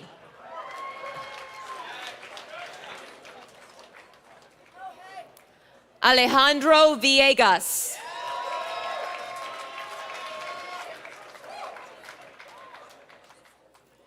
Grace Qingyang Wang.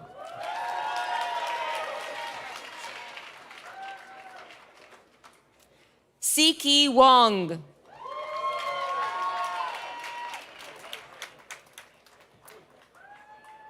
Drew Alexander Watson.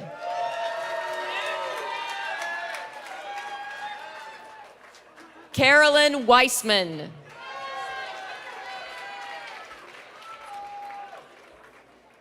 Lauren Wadaski.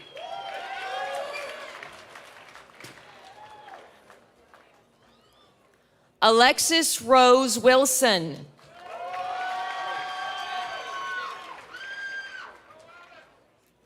Benjamin Walters.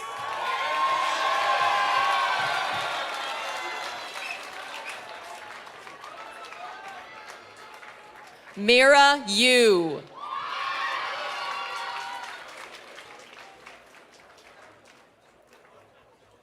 Sage Delios Young.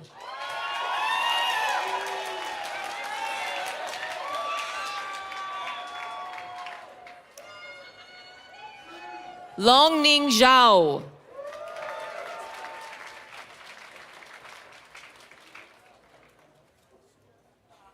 Charon Yu.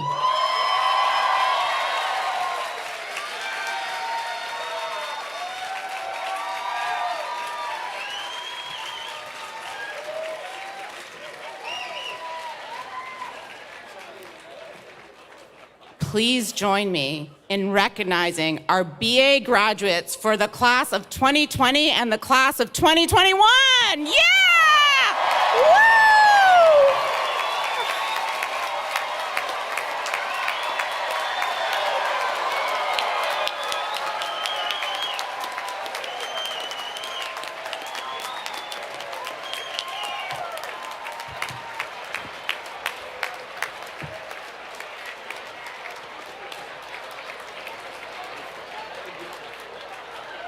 Everybody stand and let's give them a standing ovation, everybody.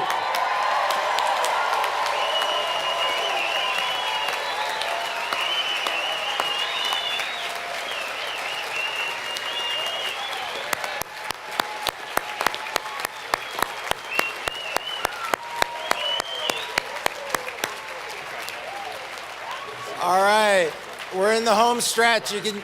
Everyone please be seated. All right. Welcome, everybody,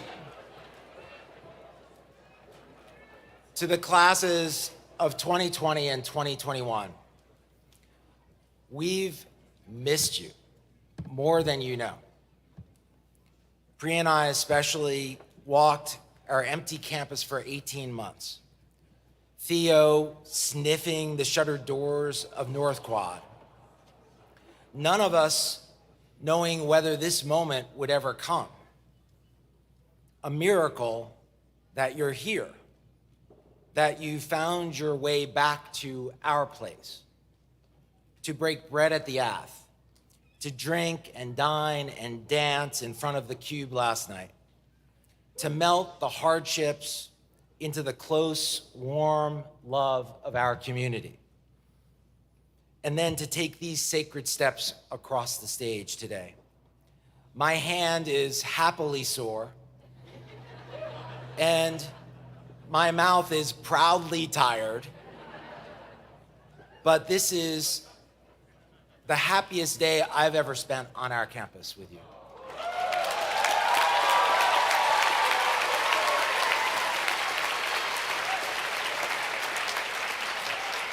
And I love the disrupted sequence, folks. Without notice, you started your independent lives before graduation, and here today you cross the stage a year or two after receiving your degree. Go figure. COVID hit pause on our CMC movie, and time ran out on our subscription. You had to run your own reels, only to come back to perform a brief, transformative ending of our special story today. Celebrations of your CMC commitments, of care and friendship so vivid, so rich, so joyous, your persevering hard work to be the best at whatever you do, your service to others, your brilliant critical observations, your constructive solutions to improve the human condition, your contributions to our time, to our moment, a time of peril and uncertainty, a time of promise and opportunity. We are all so proud of you, more than you know. I'm probably today the proudest president of any college in the world. All of us, our outstanding, erudite, tireless, committed faculty, staff, alumni, trustees, especially our loving CMC families. Let's give them a hand, all of us.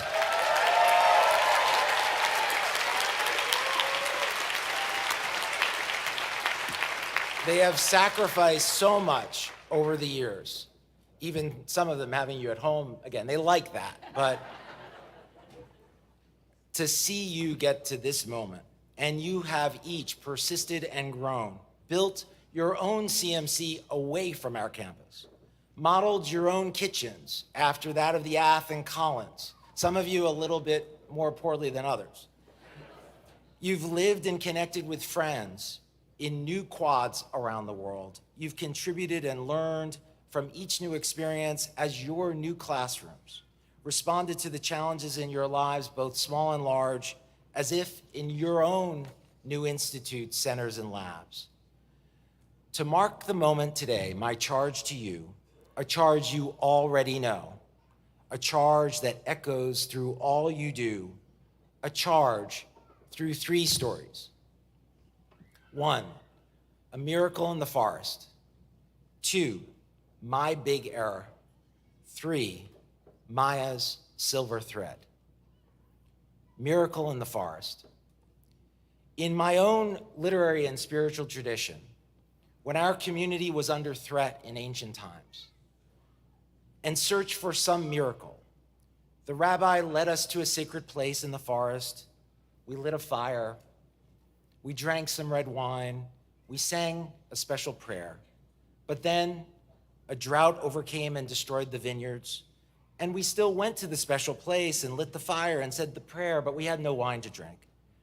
And then the drought grew more severe. We still went to the forest, said the prayer, but we could no longer light a fire. And then the drought got worse, and a terrible fire swept through the forest. We had to stay back, had no wine to drink, no fire to light. All we could do was sing. And then disease took the lives of our cantor and his community, and no one could remember the prayer. We had no place to go in the forest, no wine to drink, no fire to light, no prayer to sing, and yet,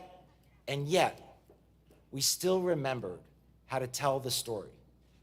And that was our miracle. In our own, your own CMC contemporary version of this story, we were all suddenly dispersed from our special place into disparate forests across many time zones.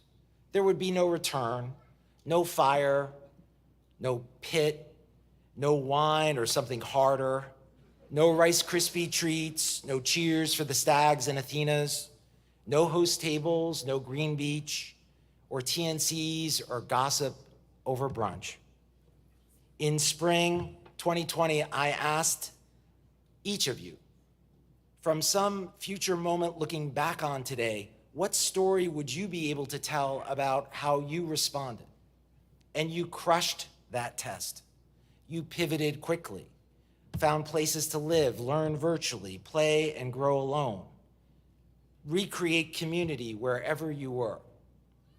You pasted and the shattered pieces of your CMC experience kintsugi style with the golden glue of your social warmth. And now you are back in our special place. You know the story. You already live the power of the CMC story. Fired up to be back yesterday, drinks by the cube, discourse at the Ath, sleeping or not in North Quad. You melted and molded the day, the clay of our memories, the departure and return, and the 70 million seconds in between, I've counted,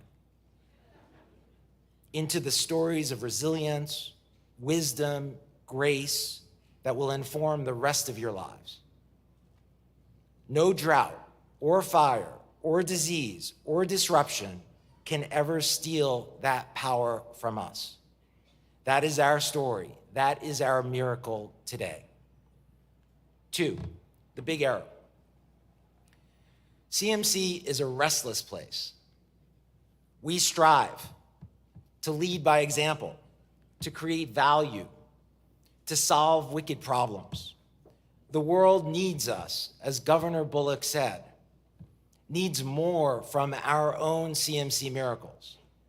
Miracles to counter the peril of our time, economic hardship and uncertainty, distrust of our democratic institutions, politicization of our institutions, liberties at risk, hot climate, racial violence, mass shootings, ravages of war, and miracles to capture the promise of our time. The power of applying higher, deeper, broader learning to our toughest problems. New economic strategies and innovations, civic leadership to create and implement smart solutions in our political life, effective humanistic applications of science and technology to improve the human condition, shared unshakable commitments to freedom, equal opportunity, and the pursuit of happiness for all. And yet we know, with humility, miracles are elusive. They don't magically emerge from the stories we tell. Yes, big threats and trauma move communities under stress to gather in song and prayer and special convenings of reflection and rhetoric. Yes, big ideas and powerful vision move communities to shared narratives of common objectives and goals. Yet we know this is never sufficient, never enough. And yes, attempts to merely negate what's wrong help us feel that we are actually doing something, yet we know that often fails. When I was a kid, I loved baseball, but I was really bad at it when I started. I think hitting a foul ball in my first year was a great accomplishment. And I had to spend a second year in the minor league. And that year, when I was 10, I improved enough to make the minor league all-star team and was chosen as the starting pitcher for the game. My dad, who worked 5 to 9, somehow was able to come to the game. And I was unspeakably excited about that. We got crushed. We didn't have a Mercian rule in those days, 13-1. And as I walked off the field, my dad looked at me with concern and said, "That was rough." I started to argue. We could have won that game. Did you see the error in the second inning? The ball went through the second baseman's legs. If he made that play, we could have won that game. Now, for years, my dad told the story with pride, telling people how competitive I was in any endeavor, how even when I was getting crushed, somehow, some way, I thought I could pull out of it. And that did inspire me to keep persisting. But I was dead wrong. Dead wrong. We didn't lose the game that day because of the second baseman or the single ball that went through his legs. The big error that day was mine. Just complaining about a single play or even playing my heart out was no good. As the pitcher, I never sized up my formidable opponent. No clue what we were up against that day. No vision, no strategy, no working theory or approach of how to compete with a superior force that was about to crush me. And my dad was wrong too. That was the big error in the game that day. And you know this too already. You know how to size up a big problem, frame the question, define the structural causes, gather the necessary empirics, develop a theory of change, try and test it, prove or disprove it, and then implement. You learned it here at CMC. Not just to take the simplistic approach, blame the problem on a single player or a single play, or merely to reverse a single element in the story. If only the second baseman had made that play is a weak assessment of what really happened that day. The remedy of don't let the ball go through the second baseman's legs is a weak remedy for the true structural challenges I faced that day. From your first classes, through your thesis, from every speaker you've known at the ATH, to every debate you've ever had in the dorms, from every opponent you've taken on in CMS to Model UN, you know this. You learned it here at CMC. 3, Maya's silver thread. To learn from the big error, it takes responsibility when it's easier to blame others. I was the losing pitcher that day. It takes guts when everyone around you is screaming for the simplistic solution. It takes smarts when every new idea is a bad one, at least at first. And it takes at least one more intangible commitment. Trust against the odds that we will find a way. Faith that we will navigate a path out of the maze. A resilient optimism, not just optimism, a resilient optimism when everything seems dreary. An optimism that drives us all here to this moment today. The resilient optimism in the voices of our best student dean and best registrar and probably best college cantor in the country. The resilient optimism of a global ambassador and religious leader who emerged from a napalm attack in a brutal, divisive war, a war in which CMC lost many students, alumni, family, and friends, to find forgiveness as the path of hope and love. The resilient leadership of our own former governor, head of national governors, and candidate for the presidency of the United States, who persists in his enduring commitments to public service, precisely when our democracy appears broken and under severe threat. The resilient optimism of our outstanding CMC class leadership in Laleh, Grace, JaDa, and Maya. Maya, both figuratively and literally, leadership with love, especially when the chips were down. I remember one morning, difficult moment in 2016, when I saw Maya walking down the North Mall, deep in thought, headphones in, and I asked how she was doing. And she said, "This is an opportunity, actually." When the campus needed her most, she dove into the breach, posed questions, listened to the answers, came up with a strategic plan of action.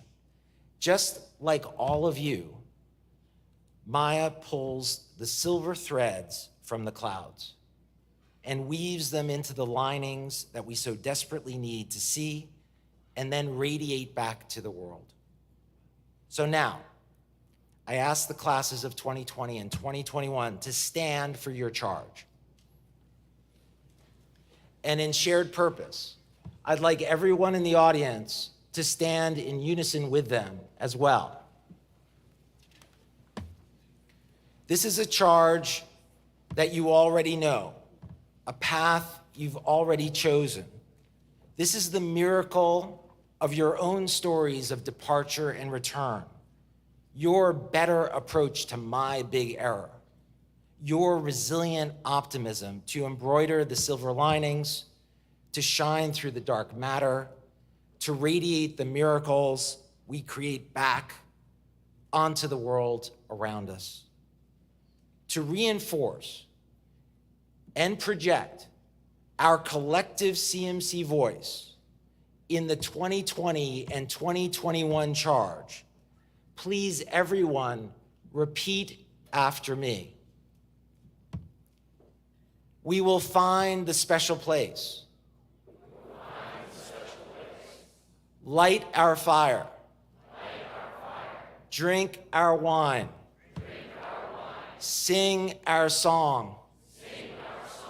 Tell our story. We will correct the big error. Take ownership. Love and forgive. Size up the forces.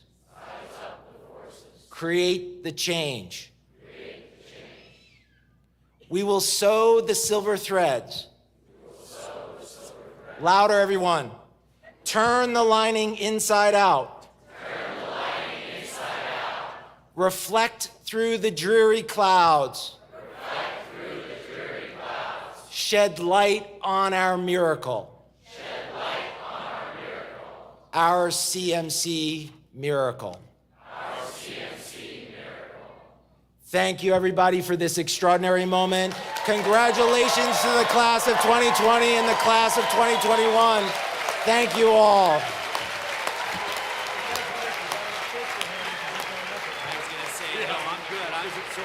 No, it's not sore, but I'm definitely using it. Thank you for joining us for the 74th annual commencement exercises of Claremont McKenna College. After the ceremony, you were invited to join us for a reception on Prisloff Soccer Field. Just to the east of us, follow the sound of the bagpiper. And now please stand and remain standing in your seats for the recessional. Thank you.